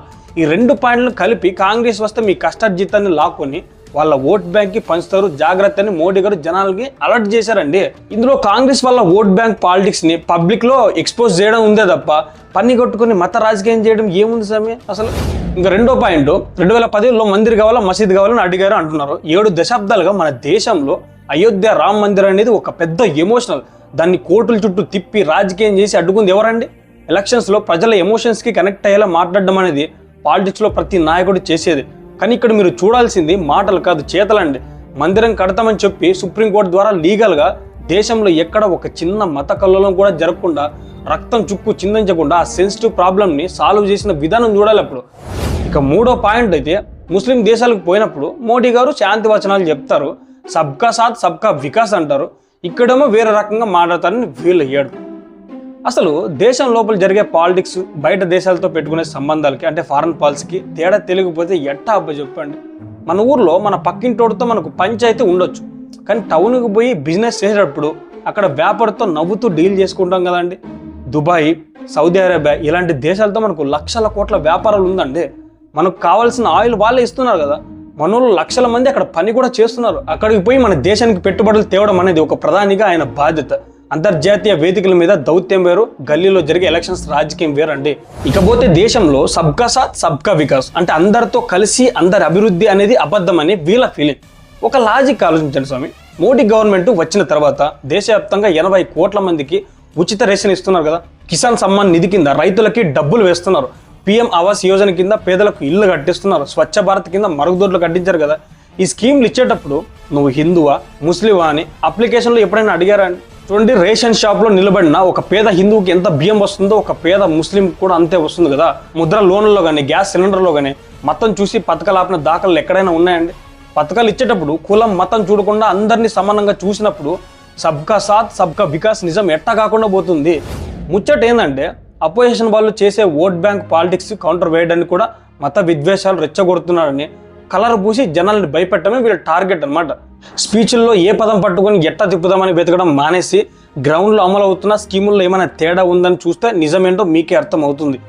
మోడీ గారు తన ఎడ్యుకేషన్ క్వాలిఫికేషన్ గురించి ఒక్కోసారి ఒక్కో రకంగా చెప్పారు. मेरी कोई पढ़ाई वढ़ाई नहीं हुई है दोस्तों, आपको शायद आश्चर्य होगा जान करके। तो मैं स्कूली शिक्षा गांव में किया, और जैसा मैडम बता रही थी ना कि अपनी शिक्षा के कारण आदमी आगे नहीं बढ़ता है, तो मेरी शिक्षा ही नहीं हुई। तो दिल्ली यूनिवर्सिटी से मैंने बीए कर लिया एक्सटर्नल एग्जाम दे करके, फिर भी उनका आग्रह रहा तो मैंने एमए कर लिया एक्सटर्नल एग्जाम से। मैंने कभी कॉलेज का दरवाजा देखा नहीं। 2016లో కేజ్రీవాల్ గారు మోడీ యొక్క ఎడ్యుకేషన్ సర్టిఫికేట్స్ ని బయట పెట్టాలని ఛాలెంజ్ చేశాడు. మోడీ చదివిన 1978వ బ్యాచ్ కి సంబంధించి అందరు స్టూడెంట్స్ లిస్ట్ కావాలని చెప్పేసి ఢిల్లీకి చెందిన నీరజ్ శర్మ అనే వ్యక్తి ఢిల్లీ యూనివర్సిటీకి ఒక ఆర్టీఏ పెట్టుకున్నాడు. కానీ ఢిల్లీ యూనివర్సిటీ ఆ బ్యాచ్ కి సంబంధించిన ఇన్ఫర్మేషన్ ఇవ్వడానికి నిరాకరించింది. తర్వాత ఈ మ్యాటర్ సెంట్రల్ ఇన్ఫర్మేషన్ కమిషన్ కి వెళ్ళింది. ఆ కమిషన్ కూడా ఢిల్లీ యూనివర్సిటీకి ఒక్కటే చెప్పింది ఆ బ్యాచ్ కి సంబంధించిన డీటెయిల్స్ ఇవ్వాలని చెప్పి. కానీ ఢిల్లీ యూనివర్సిటీ మేము ఇవ్వలేమని చెప్పేసి హైకోర్టుకి వెళ్ళింది. అప్పుడు హైకోర్టు ఈ డిగ్రీ డీటెయిల్స్ అనేవి ఒక వ్యక్తికి సంబంధించిన పర్సనల్ డీటెయిల్స్ అని ఇన్ఫర్మేషన్ ఇవ్వడానికి వీల్లేదని చెప్పింది. ఇక్కడ ఇంట్రెస్టింగ్ విషయం ఏంటంటే కేజ్రీవాల్ మోడీ గారికి సంబంధించిన ఎడ్యుకేషనల్ సర్టిఫికేట్స్ బయట పెట్టాలని చెప్పేసి సవాల్ విసిరినప్పుడు అమిత్ షా గారు ప్రెస్ కాన్ఫరెన్స్ పెట్టి మోడీ గారి ఎడ్యుకేషనల్ సర్టిఫికేట్స్ చూపించారు. मैं इस प्रेस वार्ता के माध्यम से आप सबके सामने प्रधानमंत्री जी की बीए की और एमए की दोनों डिग्रियां सार्वजनिक करना चाहता हूं। प्रधानमंत्री जी ने दिल्ली विश्वविद्यालय से बैचलर ऑफ आर्ट्स की डिग्री प्राप्त की है और गुजरात यूनिवर्सिटी से एमए की डिग्री राजनीतिक शास्त्र में प्राप्त की है. ఎంఏ సర్టిఫికెట్ లో సబ్జెక్ట్ పేరు ఎంటైర్ పొలిటికల్ సైన్స్ అని ఉంది. అసలు ఇలాంటి కోర్స్ ఏ యూనివర్సిటీలో కూడా లేదని చెప్పి చాలా మంది ఆరోపిస్తున్నారు. మోడీ గారి చదువుల గురించి ఆయన డిగ్రీ సర్టిఫికేట్ల మీద గొడవ చేసి అది లేదని ఇది లేదని సర్టిఫికేట్లు చూపించినా అందులో కోర్స్ పేరు ఎంటైర్ పొలిటికల్ సైన్స్ అని ఉందని పదే పదే అదే పాయింట్ని పట్టుకొని లాగుతూ ఉన్నారు కదండి. ముందుగా అర్థం చేసుకోవాల్సింది ఏంటంటే ఒక వ్యక్తి ఎక్కడ చదివాడు ఏ డిగ్రీ చేశాడు అనేది ఇంపార్టెంట్ కావచ్చు, కానీ ఒక ప్రధాని స్థాయి వ్యక్తికి డిగ్రీ సర్టిఫికేట్లు గొడవ చేయడం అనేది ఎంతవరకు సమంజసమండి? రాజకీయాల్లో సర్టిఫికేట్ల కన్నా ఆయన చేసే పాలన తీసుకునే నిర్ణయాలే ముఖ్యం కదండి. కేజ్రీవాల్ గారు డిగ్రీలు అడిగినప్పుడు ఆ కాలంలో అమిత్ షా గారు ప్రెస్ మీట్ పెట్టి మరి ఆయన డిగ్రీ కాపీలను బయట పెట్టారు. ఒకవేళ ఆ డిగ్రీలు ఫేక్ అయితే ఢిల్లీ యూనివర్సిటీ ఎప్పుడు అఫీషియల్గా కాదని చెప్పేది కదండి. కానీ అఫీషియల్గా ఆ సర్టిఫికేట్లు చెల్లుబాటు అవుతాయని యూనివర్సిటీ కన్ఫర్మ్ చేసిన తర్వాత కూడా మళ్ళీ ఇదే విషయాన్ని పట్టుకొని ఎందుకు రాజకీయం చేస్తున్నారో మీరే ఆలోచించండి. ఇక ఎంటైర్ పొలిటికల్ సైన్స్ అనే కోర్స్ పేరు గురించి పెద్ద ఎత్తున రచ్చ చేస్తున్నారు. అసలు విషయం ఏంటంటే గుజరాత్ యూనివర్సిటీలో ఆయన చేసిన మాస్టర్స్ ప్రోగ్రాము డిస్టెన్స్ ఎడ్యుకేషన్లో జరిగింది. అప్పట్లో డిస్టెన్స్ మోడల్లో ఉన్న కోర్సులకి ఇలాంటి పేర్లు ఉండడం సర్వసాధారణం కదండి. మనలో చాలా మందికి తెలియని విషయం ఏంటంటే ఏ యూనివర్సిటీలో అయినా సరే కొన్ని కోర్సులకు వాళ్ళు పెట్టే అంతర్గత పేర్లు అంటే ఇంటర్నల్ నామిన్క్లేచర్ వేరుగా ఉంటాయి. దాన్ని పట్టుకొని ప్రపంచంలో ఎక్కడ ఇలాంటి కోర్సే లేదని చెప్పడం అంటే అసలు యూనివర్సిటీ కోర్సులు స్ట్రక్చర్ గురించి ఒక అవగాహన లేకపోవడమే కదా ఇతనికి. సర్టిఫికెట్లో ఉన్నది అఫీషియల్గా యూనివర్సిటీ ఇచ్చిన రికార్డు, దానికన్నా మిన్నగా ఒక రాజకీయ నాయకుడు చేసే ఆరోపణలు నమ్మడం వెనుక అసలు లాజిక్ ఏంటో ఎవరికో అర్థమే కావట్లేదు. ఒక ముఖ్యమైన విషయం ఏంటంటే ప్రైవసీ చట్టాల ప్రకారం ఒక వ్యక్తి యొక్క పర్సనల్ ఎడ్యుకేషన్ డీటెయిల్స్ని థర్డ్ పార్టీకి ఇవ్వకూడదని కోర్టులు క్లియర్గా చెప్పే కదండి. ఒక వ్యక్తి తన ప్రైవసీని కాపాడుకునే హక్కు అందరికీ ఉంటుంది. కోర్టులు ఒక వ్యక్తికి అనుకూలంగా తీర్పిస్తే దాన్ని తప్పని ఎవరో అడిగారని సర్టిఫికేట్లు రోడ్డు మీద పెట్టాలనడం ఏ రకమైన న్యాయం అండి? సర్టిఫికేట్లు చూపించినా నమ్మరు, కోర్టు తీర్పు ఇచ్చినా ఒప్పుకోరు. చివరకు మిగిలేది రాజకీయ బురద జల్లడమే తప్ప దేశానికి దీనివల్ల వచ్చేది ఒరగేది ఏం లేదు. చివరికి చెప్పేది ఏంటంటే డిగ్రీలు అడిగేవారు అది ప్రజా సమస్య కాదని గుర్తించాలి. ఒక వ్యక్తి ఎక్కడ చదివాడు అన్నదానికంటే 10 ఏళ్లలో దేశాన్ని ఏ స్థితికి తీసుకెళ్లారు, ఎటువంటి పాలన అందించారన్నదే కదా ముఖ్యము. సర్టిఫికెట్ల మీద గొడవలు ఆపి దేశం కోసం జరిగిన పని మీద చర్చలు పెడితే జనాలకు కూడా అర్థమవుతుంది. ఇవన్నీ కేవలం ఓట్ బ్యాంక్ కోసం వ్యతిరేకతను బిల్డ్ చేయడానికి చేస్తున్న పనులే తప్ప ఇందులో నిజాయితీగా అడిగే ప్రశ్నలు ఏం లేవండి. ఒక సామాన్య కుటుంబం నుంచి దేశ అత్యున్నత స్థానానికి ఎదిగిన ఒక నాయకుడిపై విమర్శలు చేయడం, ఆయన వ్యక్తిగత జీవితాన్ని వంకరగా చూపించడం చాలా సులువండి. ఇక మోడీ గారు పదే పదే చెప్పే విషయాలకు వస్తే, నా కుటుంబం చాలా పేదది, ఎంత పేదదంటే మామిడి పండ్లు కొనే స్తోమత కూడా మాకు ఉండేది కాదు, కాళ్ళకి వేసుకోవడానికి షూస్ కూడా ఉండేవి కాదని ఏం చెప్పాడు. अड़ोस पड़ोस के घरों में बर्तन साफ करना, पानी भरना,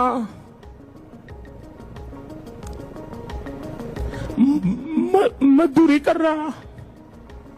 हमने तो जिंदगी में कभी जूते पहने ही नहीं थे, तो हमें क्या मालूम था कि भाई जूते पहनना भी एक बहुत बड़ी चीज होती है। ఒకసారి ఈ ఫోటోస్ చూడండి. 1960 టైంలోనే ఈయన ప్యాంటు, కోటు, సూట్ వేసుకుని ఉన్నాడు. ఈయన టై ధరించిన ఫోటోస్ ఉన్నాయి. ఈయన షూస్ వేసుకున్నట్టు క్లియర్ గా కనబడుతుంది. అసలు ఈ ఫోటోలు చూస్తే నిజంగా మోడీ గారు పేదరికంలోంచి వచ్చినట్టున్నారా అనేది మీరే చెప్పాలి. అది మామూలు పేదరికం కాదు, వాళ్ళ అమ్మగారు పక్కింట్లో గిన్నెలు కడిగేంత పేదరికం అని చెప్తారు ఈయన. అలాంటి అంత పేదవాడైన ఈయన ఆ టైంలోనే యుఎస్ లో ఉన్నటువంటి 20 స్టేట్స్ తిరిగానని చెప్తాడు. చూడండి, మోడీ గారి బాల్యం, ఆయన పేదరికం గురించి సోషల్ మీడియాలో కొన్ని ఫోటోలను చూపిస్తూ అది అబద్ధమని ప్రచారం చేయడం వెనుక అసలు నిజాలు దాచే కుట్ర ఉంది. 1960 నాటివని చెబుతున్న కొన్ని ఫోటోల్లో ఆయన కోటు, టై వేసుకుని ఉన్నారని, కాబట్టి ఆయన పేదవాడు కాదని వాదించడం పూర్తిగా అవగాహన లోపమే. ఆ రోజుల్లో కెమెరా ముందు ఫోటో దిగడం అనేది చాలా అరుదైన విషయం కదండి. స్టూడియోలకు వెళ్ళినప్పుడు అక్కడ ఉండే డమ్మీ కోట్లు, టైలు ఇవన్నీ పెట్టుకొని ఫోటోలు దిగడం ఆ కాలంలో ఒక సరదా. అలాగే చిన్న వయసులో మోడీ గారు నాటకాలు నటించేవారు కదండి. ఆర్ఎస్ఎస్ కార్యక్రమాల్లో చురుకుగా ఉండేవాడు. ఏదో కార్యక్రమాలకి, నాటకాలకి వేసుకున్న బట్టలు చూపించి ఆయన పెద్ద ధనవంతులను ముద్ర వేయడం నవ్వొచ్చే విషయం కదండి ఇది అసలు. గుజరాత్లోని వాద్నగర్ రైల్వే స్టేషన్ దగ్గర తన నాన్న దామోదర్ దాస్ గారితో కలిసి టీ అమ్మిన సంగతి అక్కడ పాత వాళ్ళకి ఇప్పటికీ బాగా గుర్తుంటుంది. అది జరిగిన నిజం. పేద కుటుంబంలో పుట్టినోడు జీవితాంతం చిరిగిన బట్టలు వేసుకుని తిరగాలేయండి, కష్టపడి ఎదిగాక మంచిగా ఉండకూడదా అండి? అలాంటి విమర్శలు చేసే వాళ్ళ ఆలోచన ఇంత ఇరుగ్గా ఉందో అదే చూపిస్తాయి.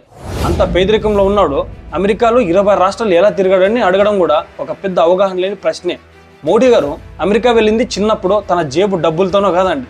1990లో బీజేపీ కీలక నాయకుడిగా, ఆర్ఎస్ఎస్ ప్రచారకుగా ఎదుగుతున్న సమయంలో అధికారిక కార్యక్రమాలు భాగంగా వెళ్లారనమాట. అలాంటి ఎక్స్చేంజ్ ప్రోగ్రాంలు, పార్టీ పర్యటన ద్వారా విదేశాలకు వెళ్లే అవకాశం వచ్చింది. ఆ ఖర్చులన్నీ ఆయా సంస్థలు పార్టీనే భరించాయి. అంతేగాని ఆయన లక్షల ఖర్చు పెట్టుకుని టూర్లు కొట్టలేదండి. పైగా అక్కడ కూడా 5 స్టార్ హోటల్లో ఉండలేదు. చాలా చోట్ల ఎన్ఆర్ఐ కుటుంబాలు ఇళ్లలోనే సాధారణంగా ఉంటూ తన పర్యటనను పూర్తి చేశారు. 2014 వరకు మోడీ గారు తనకు పెళ్లైన విషయాన్ని నామినేషన్ పేపర్ లో కూడా మెన్షన్ చేయలేదు. డిజిటల్ కెమెరా రాకముందే దాన్ని వాడానని చెప్తాడు. शायद देश में शायद क्योंकि कोई हो सकता है, मुझे मालूम नहीं, मैंने पहली बार डिजिटल कैमरा का उपयोग किया था 87-88 में से। तो मैंने वो डिजिटल कैमरा पर उनकी फोटो ली। तब डिजिटल कैमरा इतना बड़ा आता था, मेरे पास था उस समय। मैंने फोटो निकाली और मैंने दिल्ली को ट्रांसमिट की और दूसरे दिन कलर फोटो छपी।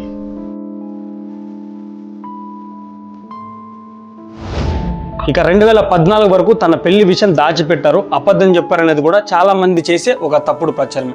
అప్పట్లో గ్రామీణ భారతదేశంలో, ముఖ్యంగా కొన్ని దశాబ్దాల క్రితం అండి, చిన్న వయసులోనే పెద్దలు పెళ్లిళ్ళు చేయించడం మామూలు విషయమే కదా. అంటే మోడీ గారికి కూడా కుటుంబ సభ్యుల నిర్ణయంతో అలాంటి బాల్య వివాహం జరిగిందనమాట. కానీ చిన్న వయసులోనే దేశ సేవ, ఆధ్యాత్మికత వైపు ఆకర్షితులై ఇల్లు వదిలి వెళ్ళిపోయాడు ఆయన. తర్వాత ఆర్ఎస్ఎస్ ప్రచారకుగా పూర్తిగా ప్రజా జీవితానికి అంకితమయ్యారు. ప్రచారక జీవితంలో కుటుంబ జీవితం ఉండదు కాబట్టి ఆ వివాహం ఆచరణలో దాంపత్య జీవితంగా మారలేదు. ఇక నామినేషన్ విషయానికి వస్తే 2014 ఎన్నికల్లో అఫిడవిట్లో అభ్యర్థులు ఏ కాలం కూడా ఖాళీగా ఉంచకూడదని నిబంధనల ప్రకారం ఆయన తన భార్య పేరు అధికారికంగా నమోదు చేశారు. కాబట్టి ఇందులో ఏదో పెద్ద రహస్యం దాచారనో, ఎవరినైనా మోసం చేశారని చెప్పడం కంటే పూర్తి విషయాన్ని అర్థం చేసుకోవడమే ముఖ్యం. ఇక 1987-88లో డిజిటల్ కెమెరాలు, ఈమెయిల్ వాడానని మోడీ గారు చెప్పిన మాటలను సగం కట్ చేసి ట్రోల్ చేయడం కూడా చాలా మంది చేసే పని అండి. అసలు విషయం ఏంటంటే, ఆ టైంలో ప్రపంచవ్యాప్తంగా కొత్త టెక్నాలజీ వేగంగా వస్తున్న రోజులవి. అప్పుడే కంప్యూటర్లు, ఈ నెట్వర్క్లు, తర్వాత డిజిటల్ పరికరాలు కొందరు చేతుల్లోకి రావడం మొదలైంది. మోడీ గారు కూడా మొదటి నుంచి కొత్త టెక్నాలజీని త్వరగా నేర్చుకుని ఉపయోగించడంలో ఆసక్తి చూపేవారని ఆయన అనుచరులు చెబుతూ ఉంటారు కదండి. రాజకీయ కార్యక్రమాల కోసం విదేశాల్లో ఉన్న పరిచయాల ద్వారా లేదా పార్టీ వర్గాల ద్వారా అలాంటి టెక్నాలజీని చూసి ఉపయోగించి ఉండవచ్చని వారి వాదన. ఆయన తనకు కొత్త టెక్నాలజీపై ఆసక్తి ఉందని చెప్పిన ఒక ఉదాహరణను పట్టుకొని పూర్తి సందర్భం చూడకుండా ట్రోల్ చేయడం కంటే మొత్తం విషయం ఏంటో తెలుసుకోవడమే మంచిదండి. 1987-88లో భారతదేశంలో ఈమెయిల్, డిజిటల్ కెమెరాల లభ్యత గురించి చర్చలు జరుగుతూనే ఉన్నాయి. కాబట్టి దీన్ని నిర్ధారిత వాస్తవంగా కాకుండా ఒక రాజకీయ వాదనగా చూడడం మంచిదన్నమాట. భిక్షాటన చేశానని చెప్పాడు. బంగ్లా స్వాతంత్ర పోరాటంలో జైలుకెళ్లానని కూడా చెప్పాడు. करीब 40 साल मैंने भिक्षा मांग करके खाया है. मैं लोगों के घर में भिक्षा मांग करके खाता था. मैं 35 साल तक भिक्षा मांग करके खाया हूं. अब किसी का गले नहीं उतरेगा. झूठ बोलो, बार बार झूठ बोलो. वाह मोदी जी, वाह वाह वाह. ఇంకొక్కటే మిగిలింది, నేను మీలాగా నార్మల్ మనిషిని కాదని చెప్పడం. అది కూడా అయ్యింది. पहले जब तक माँ जिंदा थी मुझे लगता था कि शायद बायोलॉजिकली मुझे जन्म दिया गया है. माँ के जाने के बाद इन सारे अनुभवों को मैं जोड़ करके देखता तो मैं कन्विंस हो चुका हूँ कि परमात्मा ने मुझे भेजा. నేను 40 ఏళ్ళు భిక్షాటన చేసి బతికానని ఆయన అన్న మాటల వెనుక ఉన్న లోతైన అర్థాన్ని కూడా వక్రీకరించారండి. ఆర్ఎస్ఎస్లో పూర్తి స్థాయి ప్రచారకగా పనిచేసే వారికి జీతాలు ఉండవు కదండి. వారు సొంత ఇల్లును వదిలేసి సమాజం మీద ఆధారపడి స్వయం సేవకుల ఇళ్లలో వారు పెట్టిన భోజనం తింటూ బతుకుతూ ఉంటారు. సో భారతీయ సంప్రదాయంలో దేశం కోసం పనిచేసేవారు ఇలా సమాజం నుంచి స్వీకరించే ఆహారాన్ని మాధుకరి లేదా భిక్ష అంటారు. దీన్ని రోడ్ల మీద అడుక్కోవడంతో పోల్చడం విమర్శకుల అజ్ఞానానికి నిదర్శనం. ఇక 1971 బంగ్లాదేశ్ విముక్తి పోరాట సమయంలో బంగ్లాదేశ్కు మద్దతుగా ఢిల్లీలో అటల్ బిహారీ వాజ్పేయి గారి నాయకత్వంలో జనసంఘ్ భారీ సత్యాగ్రహం చేసింది. ఆ ఆందోళనలో ఒక యువ కార్యకర్తగా మోడీ గారు పాల్గొని అరెస్ట్ అయ్యారు.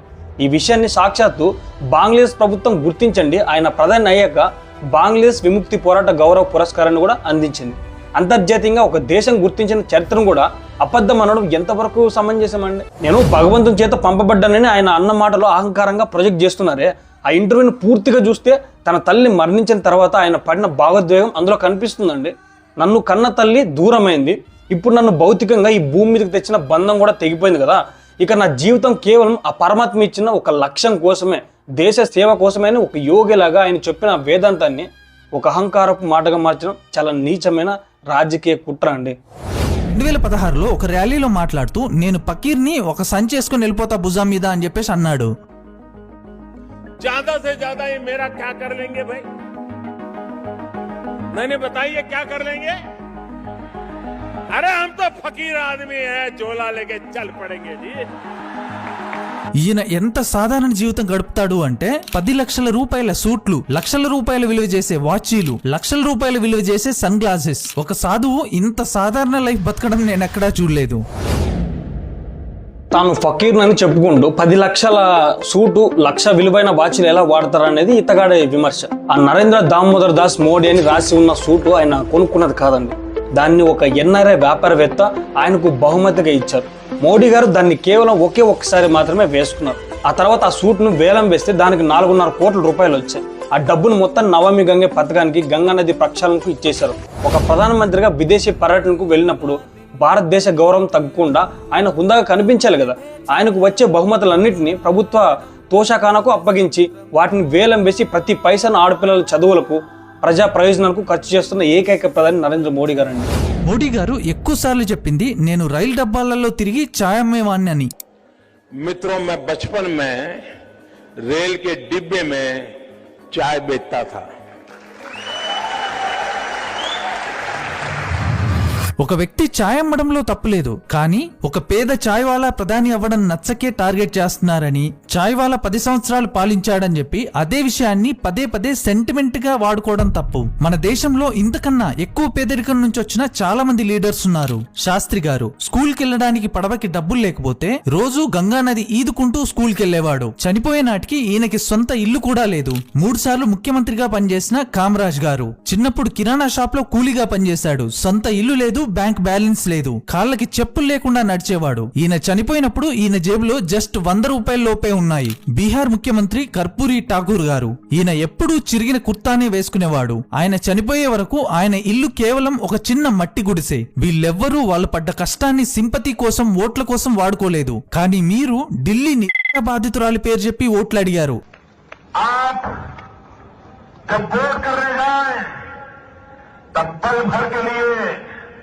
उस भैया को याद करना जिसके कारण आपको दिल्ली की हर बहन बेटी याद आएगी और तब जाकर के कब्र के निशान पर वोट दबाना. उस गुड़िया को स्मरण करके जाइए कमल के निशान पर बटन दबाइए। ఆఖరికి సైనికుల పేర్లు చెప్పి కూడా ఓట్లు అడిగారు. कहना चाहता हूं मेरे फर्स्ट टाइम वोटरों को, क्या आपका पहला वोट पाकिस्तान के बालाकोट में एयर स्ट्राइक करने वाले वीर जवानों के नाम समर्पित हो सकता है क्या? లాల్ బహదూర్ శాస్త్రి గారు, కామరాజ్ గారు గొప్ప నాయకులు. వారు తమ పేదరికాన్ని ఎప్పుడు వాడుకోలేదు నిజమే, కానీ మోడీ గారు కూడా మొదట్లో తన పేదరికం గురించి ఎక్కడ చెప్పుకోలేదే. 2014 ఎన్నికల ముందు కాంగ్రెస్ నాయకుడు మణిశంకర్ అయ్యర్, సో మోడీ ఎప్పటికీ ప్రధాని కాలేడు, కావాలంటే కాంగ్రెస్ ఆఫీస్ బయట టీ అమ్ముకోవడానికి మేము ఏర్పాటు చేస్తామని అత్యంత దారుణంగా ఆయన గత వృత్తిని అవమానించారు. ఆ అవమానాన్ని ఆయన ఒక ఆయుధంగా మలుచుకొని, అవును నేను ఛాయ్ అమ్మిన వాడినే, ఒక సామాన్యుడు ఈ దేశ ప్రధాని ఎందుకు కాకూడదు అని దేశ ప్రజలను అడిగారు. అది సింపతి కోసం కాదు, ఒక పేదవాడి ఆత్మ గౌరవం కోసం చేసిన ఒక పోరాటం. చివరిగా సైనికుల పేరుతో, నిర్భయ పేరుతో ఓట్లు అడగడం వెనుక ఎలాంటి రాజకీయ స్వార్థం లేదండి. 2014లో నిర్భయ ఘటనను ప్రస్తావించడం నాటి ప్రభుత్వ చేతగాని తనాన్ని, మహిళల రక్షణలో వారి వైఫల్యాన్ని ప్రశ్నించడం కోసం మాత్రమే. అది దేశాన్ని కుదిపేసిన ఒక సామాజిక సమస్య. అలాగే 2019లో ఫస్ట్ టైం ఓటర్లను మీ ఓటు బాలాకోట్ వీరులకు అంకితం చేయండి అని అడగడం వెనుక దేశభక్తి ఉందండి. గతంలో మన సైనికులపై దాడులు జరిగిన స్పందించని ప్రభుత్వాలను చూసాం, కానీ ఉగ్రవాదుల స్థావరాల్లోకి దూరి కొట్టి వచ్చిన సైనికుల ధైర్యాన్ని గౌరవించడం, యువతలో జాతీయవాదాన్ని రగిలించడం దేశ భద్రతకు సంబంధించిన ఒక విషయం కదండి. ఒక నాయకుడు 10 ఏళ్ల పాటు దేశాన్ని పాలిస్తున్నప్పుడు విమర్శలు రావడం సహజం, కానీ ఆయన నేపథ్యాన్ని, వ్యక్తిగత జీవితాన్ని టార్గెట్ చేస్తూ సగం నిజాలు సగం అబద్ధాలతో ఏంట్రా బాబు ఇది నా లవడాల్లో యూట్యూబ్ కంటెంట్ అసలు. మోడీ గారు అధికారంలోకి వచ్చిన కొత్తలో నేనేదో పెద్ద పదవిలో ఉన్నట్టు భావించట్లేదు, నేనొక సాధారణ చౌకీదార్ అంటే కాపలదారుణ్ణి అని చెప్పుకున్నాడు. भाइयों बहनों, आप मुझे प्रधानमंत्री मत बनाइए, आप मुझे चौकीदार बनाइए, चौकीदार. ఒక ప్రజాప్రతినిధిగా ఉన్నప్పుడు మీడియాకు, ప్రజలకు ఖచ్చితంగా సమాధానం చెప్పాలి, అది ఎవరైనా సరే. కానీ నరేంద్ర మోడీ గారు లాస్ట్ 12 years లో ఒక్కటంటే ఒక్క ప్రెస్ కాన్ఫరెన్స్ కూడా పెట్టలేదు. కేవలం వన్ సైడ్ కమ్యూనికేషన్, అంటే తాను మాత్రమే మాట్లాడే మన్ కీ బాత్ లాంటివి మాత్రం చేస్తారు ఈయన. లేకపోతే సెలెక్టెడ్ జర్నలిస్టులకు మాత్రమే ఇచ్చే స్క్రిప్టెడ్ ఇంటర్వ్యూస్ ని చేస్తారు. ఈ ఇంటర్వ్యూస్ లో అన్ఎంప్లాయ్మెంట్ కి సంబంధించి కానీ, ఇన్ఫ్లేషన్ కి సంబంధించి కానీ, ఉమెన్ సేఫ్టీ గురించి కానీ ఒక్క క్వశ్చన్ ఉండదు. మన్ కీ బాత్ ఈ 100 ఎపిసోడ్ లో ఒక్క ప్రెస్ క్వశ్చన్ కూడా తీసుకోలేదు. నేను ఇప్పటి వరకు మోడీ గారు ఇచ్చిన హామీల్లో కొన్నిటి గురించి మాత్రమే మాట్లాడాను, ఇంకా చాలా ఉన్నాయి. నేను చౌకీదార్ అన్నాడు, కానీ 12 ఏళ్లలో ఒక్క ప్రెస్ కాన్ఫరెన్స్ కూడా పెట్టలేదు అంటున్నాడు. చౌకీదార్ అంటే మైకుల ముందు నిలబడి అరవడం కాదండి, దేశ సరిహద్దులను, శత్రువుల నుంచి, దేశ ఖజానాను అవినీతి పరుల నుంచి కాపాడడం. గత 10 ఏళ్లలో దేశ అత్యున్నత స్థాయిలో ఒక్క అవినీతి కుంభకోణం కూడా జరగకపోవడమే దానికి నిదర్శనం. చూడండి, 2014 ముందు ఉన్న యూపీఏ ప్రభుత్వంలో ప్రధాని గారు ఎన్నో ప్రెస్ కాన్ఫరెన్స్లు పెట్టారు, విలేకరుల ప్రశ్నలకు జవాబులు కూడా ఇచ్చారు. కానీ ఆ ప్రెస్ మీట్ల వెనుక దేశాన్ని కుదిపేసే ఈ 2G కుంభకోణం, బొగ్గు కుంభకోణం, కామన్వెల్త్ గేమ్స్ కుంభకోణాలు జరిగాయి. ప్రెస్ మీట్లు పెట్టినంత మాత్రం అవినీతి ఆగిపోతుందంటే లేదు కదా. నిజమైన జవాబుదారితనం ఏంటంటే ప్రజాస్వామ్యంతో ప్రధాని బాధ్యత వహించాల్సిన దేశ అత్యున్నత చట్టసభ అయిన పార్లమెంటు కండి. ప్రతిపక్షాలు ప్రవేశపెట్టిన అవిశ్వాస తీర్మానాలకు, వారు లేవనెత్తిన ప్రతి ఆరోపణకు మోడీ గారు పార్లమెంట్లో గంటల తరబడి డేటాతో సహా సమాధానాలు ఇచ్చారు. మధ్యవర్తులుగా వ్యవహరించే కొందరు మీడియాతో కాకుండా సోషల్ మీడియా మరియు డిజిటల్ టెక్నాలజీ ద్వారా నేరుగా ప్రజలతోనే కమ్యూనికేట్ అవ్వడం ఆయన ఎంచుకున్న ఆధునిక పద్ధతి. ఇంకా మన్ కీ బాత్ అనేది వన్ సైడ్ కమ్యూనికేషన్ అంటున్నారు కదా. ఈ 100 ఎపిసోడ్లో ఒక ప్రెస్ క్వశ్చన్ కూడా తీసుకోలేదు అంట. మన్ కీ బాత్ కార్యక్రమాన్ని ప్రెస్ కాన్ఫరెన్స్తో పోల్చడం, ఆ కార్యక్రమ ఫార్మాట్ల పట్ల కనీస అవగాహన కూడా లేదనుకుంటా మనోడికి. దాని అసలు ఉద్దేశం ఏంటంటే అది రాజకీయ నాయకులు ఒకరినొకరు విమర్శించుకోవడానికి పెట్టిన వేదిక కాదు. 140 కోట్ల మంది భారతీయుల్లో ఎక్కడో మారుమూల గ్రామాల్లో సమాజం కోసం శ్రమిస్తున్న సామాన్యులను, ఈ పర్యావరణవేత్తలను, ఆవిష్కర్తలను దేశానికి పరిచయం చేసే ఒక స్ఫూర్తిదాయక కార్యక్రమం అండి అది. మీకు అర్థం కావాలంటే ఇది ఒక పద్మ అవార్డుల ప్రధానోత్సవంలోనో లేదా స్కూల్ యాన్యువల్ డేలోనో మధ్యలో ఒక జర్నలిస్ట్ వచ్చి రాజకీయ ప్రశ్నలు అడిగితే ఎంత అసందర్భంగా ఉంటుందో మన్ కీ బాత్లో ప్రెస్ వాళ్ళకు అవకాశం ఇవ్వలేదు అనడం కూడా అంతే అసందర్భం అండి. స్వచ్ఛ భారత్, నీటి పొదుపు అంటే జల్ శక్తి, ఖాదీ ఉత్పత్తుల ప్రోత్సాహం కోసం ప్రధాని స్వయంగా ప్రజలతో మాట్లాడే వేదికలో ప్రెస్ ప్రశ్నలకు తావు ఉండదు. ఇక కేవలం సెలెక్టెడ్ జర్నలిస్టులకు ఇంటర్వ్యూలు ఇస్తారంట. ఇక నిరుద్యోగం గురించి మాట్లాడరు, ద్రవ్యోల్బణం గురించి, ఉమెన్ సేఫ్టీ గురించి అందులో ప్రశ్నలు ఉండవంట. చూడు, టీవీల్లో మనం చూసే అరుపులు, కేకలు ఉండే డిబేట్ల లాగా కాకుండా ప్రశాంతంగా కూర్చొని డేటాతో సమాధానం చెప్తే దాన్ని స్క్రిప్టెడ్ అని ప్రతిపక్షాలు ముద్ర వేసే.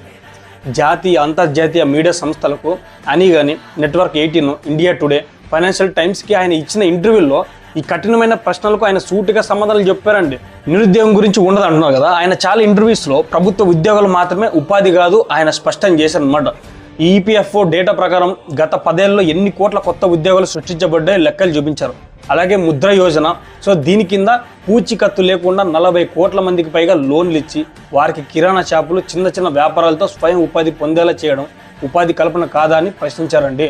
ఇన్ఫ్లేషన్ పేరు కూడా ఉంది కదా అందులో. కరోనా మహమ్మారి మరియు రష్యా ఉక్రెయిన్ యుద్ధం తర్వాత అమెరికా, బ్రిటన్ లాంటి అగ్రరాజ్యాలే 9-10% ద్రవ్యోల్బణంతో అల్లాడిపోయాయి. కానీ భారతదేశం వ్యూహాత్మకంగా రష్యా నుండి తక్కువ ధరకు ఈ ముడి చమురు కొనుగోలు చేసి మన దేశంలో పెట్రోల్ మరియు నిత్యావసర ధరలను మిగతా ప్రపంచంతో పోలిస్తే అద్భుతంగా కంట్రోల్ చేసింది కదండి. ఈ వాస్తవాన్ని మోడీ గారు ఇంటర్వ్యూలో గణాంకాలతో సహా వివరించారు. మహిళల భద్రత అంటే కేవలం పోలీసు వ్యవహారం కాదండి. 11 కోట్ల మరుగుదొడ్లు కట్టించి ఆరు బయట బహిర్భూమికి వెళ్లే చీకటి కష్టాల నుంచి మహిళలను కాపాడడం మహిళా భద్రతే. ట్రిపుల్ తలాక్ను రద్దు చేయడం వారి ఆత్మగౌరవాన్ని కాపాడమే కదా. చిన్న పిల్లలపై అత్యాచారం చేస్తే ఉరిశిక్ష పడేలా కఠిన చట్టాలు తీసుకురావడం మహిళా రక్షణ అని ఆయన డేటాతో కౌంటర్ కూడా ఇచ్చారు. దేశాన్ని ఒక నాయకుడు ఎంత ముందుకు తీసుకెళ్లాడు అనేది ఆ దేశం యొక్క ర్యాంకులు చెప్తాయి. ప్రస్తుతం ఇండియా ర్యాంకింగ్స్ చూస్తే ప్రెస్ ఫ్రీడమ్ లో 157వ ర్యాంక్, గ్లోబల్ హంగర్ ఇండెక్స్ లో 105వ ర్యాంక్, డెమోక్రసీ ఇండెక్స్ లో 47వ ర్యాంక్, హ్యూమన్ డెవలప్ ఇండెక్స్ లో 134వ ర్యాంక్, కరప్షన్ ఇండెక్స్ లో 93వ ర్యాంక్. ఇది మన రిపోర్ట్ కార్డ్. 2014లో అచ్చేదిన్ అన్నారు, తర్వాత అమృత్ కాల్, ఇప్పుడు వికసిత్ భారత్. పేర్లు మారుతున్నాయి, డేట్లు మారుతున్నాయి తప్ప జనాల జీవితాలు మారట్లేదు. ఒక్కసారి చైనాని చూడండి. మోడీ రాకముందు మనం ఎంత ఎక్స్పోర్ట్ చేసే వాళ్ళమో ఇప్పుడు అంతే ఎక్స్పోర్ట్ చేస్తున్నాం. కానీ లాస్ట్ 10 years లో వాళ్ళ దగ్గర నుంచి మనం ఇంపోర్ట్ చేసుకునేవి డబుల్ అయ్యాయి. దీన్ని బట్టి అర్థం చేసుకోవచ్చు చైనా ఏ స్పీడ్ లో డెవలప్ అవుతుందో. మనం దాని దరిదాపుల్లో కూడా లేము. వాళ్ళు ఎడ్యుకేషన్, రీసెర్చ్, మ్యానుఫ్యాక్చరింగ్ మీద దృష్టి పెడితే మనం దానికి వ్యతిరేకంగా కులం, మతం అంటూ వెళ్తున్నాం.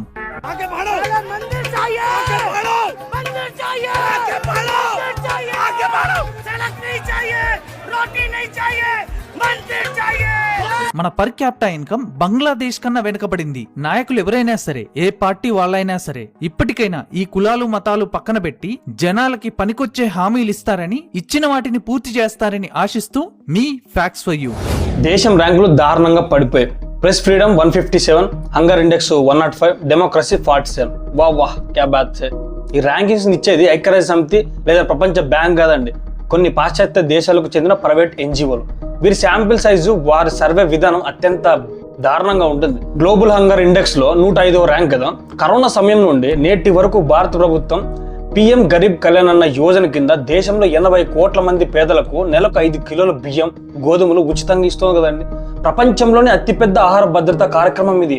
కానీ కేవలం 3000 మందికి ఫోన్లు చేసి వారు చెప్పిన అభిప్రాయాల ఆధారంగా ఒక నివేదిక రాసి తీవ్రమైన ఆర్థిక సంక్షోభంలో మునిగిపోయి పిండి కోసం కొట్లాడుకున్న పాకిస్తాన్, శ్రీలంక దేశాల కంటే భారతదేశంలో ఆకలి కేకులు ఎక్కువని రిపోర్ట్ ఇస్తే దాన్ని గుడ్డిగా నమ్మేంత అజ్ఞానంలో భారతీయులు లేరండి. ప్రెస్ ఫ్రీడమ్, డెమోక్రసీ ఇండెక్స్ గురించి చెప్తున్నారు. ఈ దేశంలో ప్రధాని ఏకవచనంతో తిడుతూ, ఆయన వ్యక్తిత్వాన్ని కించపరుస్తూ వేలాది యూట్యూబ్ వీడియోలు, ఆర్టికల్స్ రోజు పబ్లిష్ అవుతున్నాయి. ఈ దేశంలో పత్రికా స్వేచ్ఛ లేదని చెప్పడం పెద్ద జోక్లా కనిపించట్లే. నిజంగా స్వేచ్ఛ లేకపోతే ఈ వీడియోలకు లక్షల వ్యూస్ ఎలా వస్తాయండి? నిరసనకారులను ట్యాంకర్లతో తొక్కించే దేశాలు ఆ వెస్టర్న్ కంట్రీస్ చాలానే ఉన్నాయి. ఇవన్నీ వెస్టర్న్ డబుల్ స్టాండర్డ్స్ గేమ్స్ అండి. కరప్షన్ గురించి కూడా చెప్తున్నారు. డైరెక్ట్ బెనిఫిట్ ట్రాన్స్ఫర్ ద్వారా దళారీ వ్యవస్థను పీకేసి లక్షల కోట్ల ప్రభుత్వ ధనాన్ని నేరుగా పేదల బ్యాంక్ ఖాతాల్లోకి వేస్తూ ఈ లీకేజ్ ఆపిన ప్రభుత్వాన్ని అవినీతితో ఉందని విమర్శించడం వాస్తవం దాచడమే కదా. ఇంకా వచ్చే దిన నుండి వికసిత్ భారత్ మారిన జనాల జీవితాలు, పేర్లు మారుతున్నాయి తప్ప జనాల జీవితాలు మారలేదంట. 2014 ముందు దేశ ఆర్థిక వ్యవస్థ ప్రపంచంలో ఫ్రాజల్ 5 అంటే అత్యంత బలహీనమైన 5 దేశాల జాబితాలో ఇండియా ఉండేదండి. ఆ పాతాల నుంచి ఈరోజు భారతదేశం బ్రిటన్ను వెనక్కి నెట్టి ప్రపంచంలో 5వ అతిపెద్ద ఆర్థిక వ్యవస్థగా నిలబడింది. అదే కదా అసలైన అచ్చేదిన్ను. ఇక జనాల జీవితాలు ఎలా మారాయో డేటా చెక్ చేద్దామా. ఫైనాన్షియల్ ఇంక్లూజన్, 50 కోట్లకు పైగా జనధన్ ఖాతాలు తెరిపించి ప్రతి పేదవాడికి బ్యాంకింగ్ వ్యవస్థలు తెచ్చారు. ఆరోగ్యం, జీవన ప్రమాణాలలో ఉజ్వల యోజన ద్వారా 10 కోట్లకు పైగా ఇళ్లకు ఉచిత గ్యాస్ కనెక్షన్లు ఇచ్చి మహిళలను పొగబారి నుంచి కాపాడారు కదా. జల్ జీవన్ మిషన్ ద్వారా 14 కోట్ల ఇళ్లకు స్వచ్ఛమైన కుళాయి నీరు అందించారు. ఆయుష్మాన్ భారత్ ద్వారా 5 లక్షల రూపాయలు ఉచిత వైద్య బీమా కల్పించి పేదల ప్రాణాలు నిలబెట్టారు కదా. ఈ 10 సంవత్సరాల పునాదితో 2040 నాటికి దేశాన్ని పూర్తి స్థాయి అగ్రరాజ్యంగా మార్చాలనేది గొప్ప దార్శనికతే ఈ వికసిత్ భారత్. ఇది పేరు మార్పు కాదండి, భవిష్యత్ ప్రణాళిక. ఈ ఎక్స్పోర్ట్స్ గురించి మోడీ రాకముందు ఎంత ఎక్స్పోర్ట్ చేసేవాళ్ళో ఇప్పుడు కూడా అంత చేస్తున్నామని చెప్తున్నారే. ఇంపోర్ట్స్ డబుల్ అయ్యాయంట. చైనా దరిదాపుల్లో కూడా లేవంటున్నారే. ఈ వీడియోలో చెప్పిన అతిపెద్ద అబద్ధం కూడా ఇదే అండి. ఎందుకంటే చైనా ఆర్థిక సంస్కరణలు మరియు మ్యానుఫ్యాక్చరింగ్ విధానాలు చూస్తే 1970ల చివరిలోనే మొదలుపెట్టింది. భారతదేశం అండి 1991లో కానీ తలుపులు తెరవలేదు. దశాబ్దాలుగా ఆ గ్యాప్ను పూడ్చడం రాత్రి జరిగే పని కాదు కదా. కానీ లాస్ట్ 10 yearsలో ఇండియా స్పీడ్ అద్భుతం అండి. ఎక్స్పోర్ట్స్ స్టాటిక్స్ చూస్తే 2014లో మన ఎగుమతులు దాదాపు $310 బిలియన్ ఉంటే 2023-24 నాటికి అది సగర్వంగా $770 బిలియన్ దాటింది. మనం ఎక్కడున్నామో అక్కడే ఉన్నామనడం పచ్చి అబద్ధం. మొబైల్ మ్యానుఫ్యాక్చరింగ్ 2014 ముందు భారతదేశంలో వాడే 78% మొబైల్స్ విదేశాల నుంచి దిగుమతి అయ్యేవి. కానీ ఈరోజు మోడీ ప్రభుత్వం తెచ్చిన మేక్ ఇన్ ఇండియా PLI ఈ స్కీముల వల్ల మనం ప్రపంచంలోనే 2వ అతిపెద్ద మొబైల్ తయారీ దేశంగా ఎదిగాం. యాపిల్ ఫోన్లతో సహా ప్రతి సంవత్సరం లక్షల కోట్ల విలువైన మొబైల్స్ ఇండియా నుంచి ప్రపంచానికి ఎగుమతి అవుతున్నాయి. ఇంకా డిఫెన్స్ లో కేవలం ఆయుధాలు కొని దిగుమతి చేసుకునే దేశంగా ఉన్న ఇండియా ఈ రోజు బ్రహ్మోస్ మిసైల్స్ తో సహా 21,000 కోట్ల విలువైన ఆయుధాలను విదేశాలకు ఎగుమతి చేసే స్థాయికి చేరుకుందండి. ఇక చైనా వాళ్ళు ఎడ్యుకేషన్ రీసెర్చ్ మీద దృష్టి పెడితే మనం కులం మతం మందిరం అంటూ వెళ్తున్నామంట. ఎంత సోదరా బాబు బుర్రందరా నీకు అడ్మిన్ గా.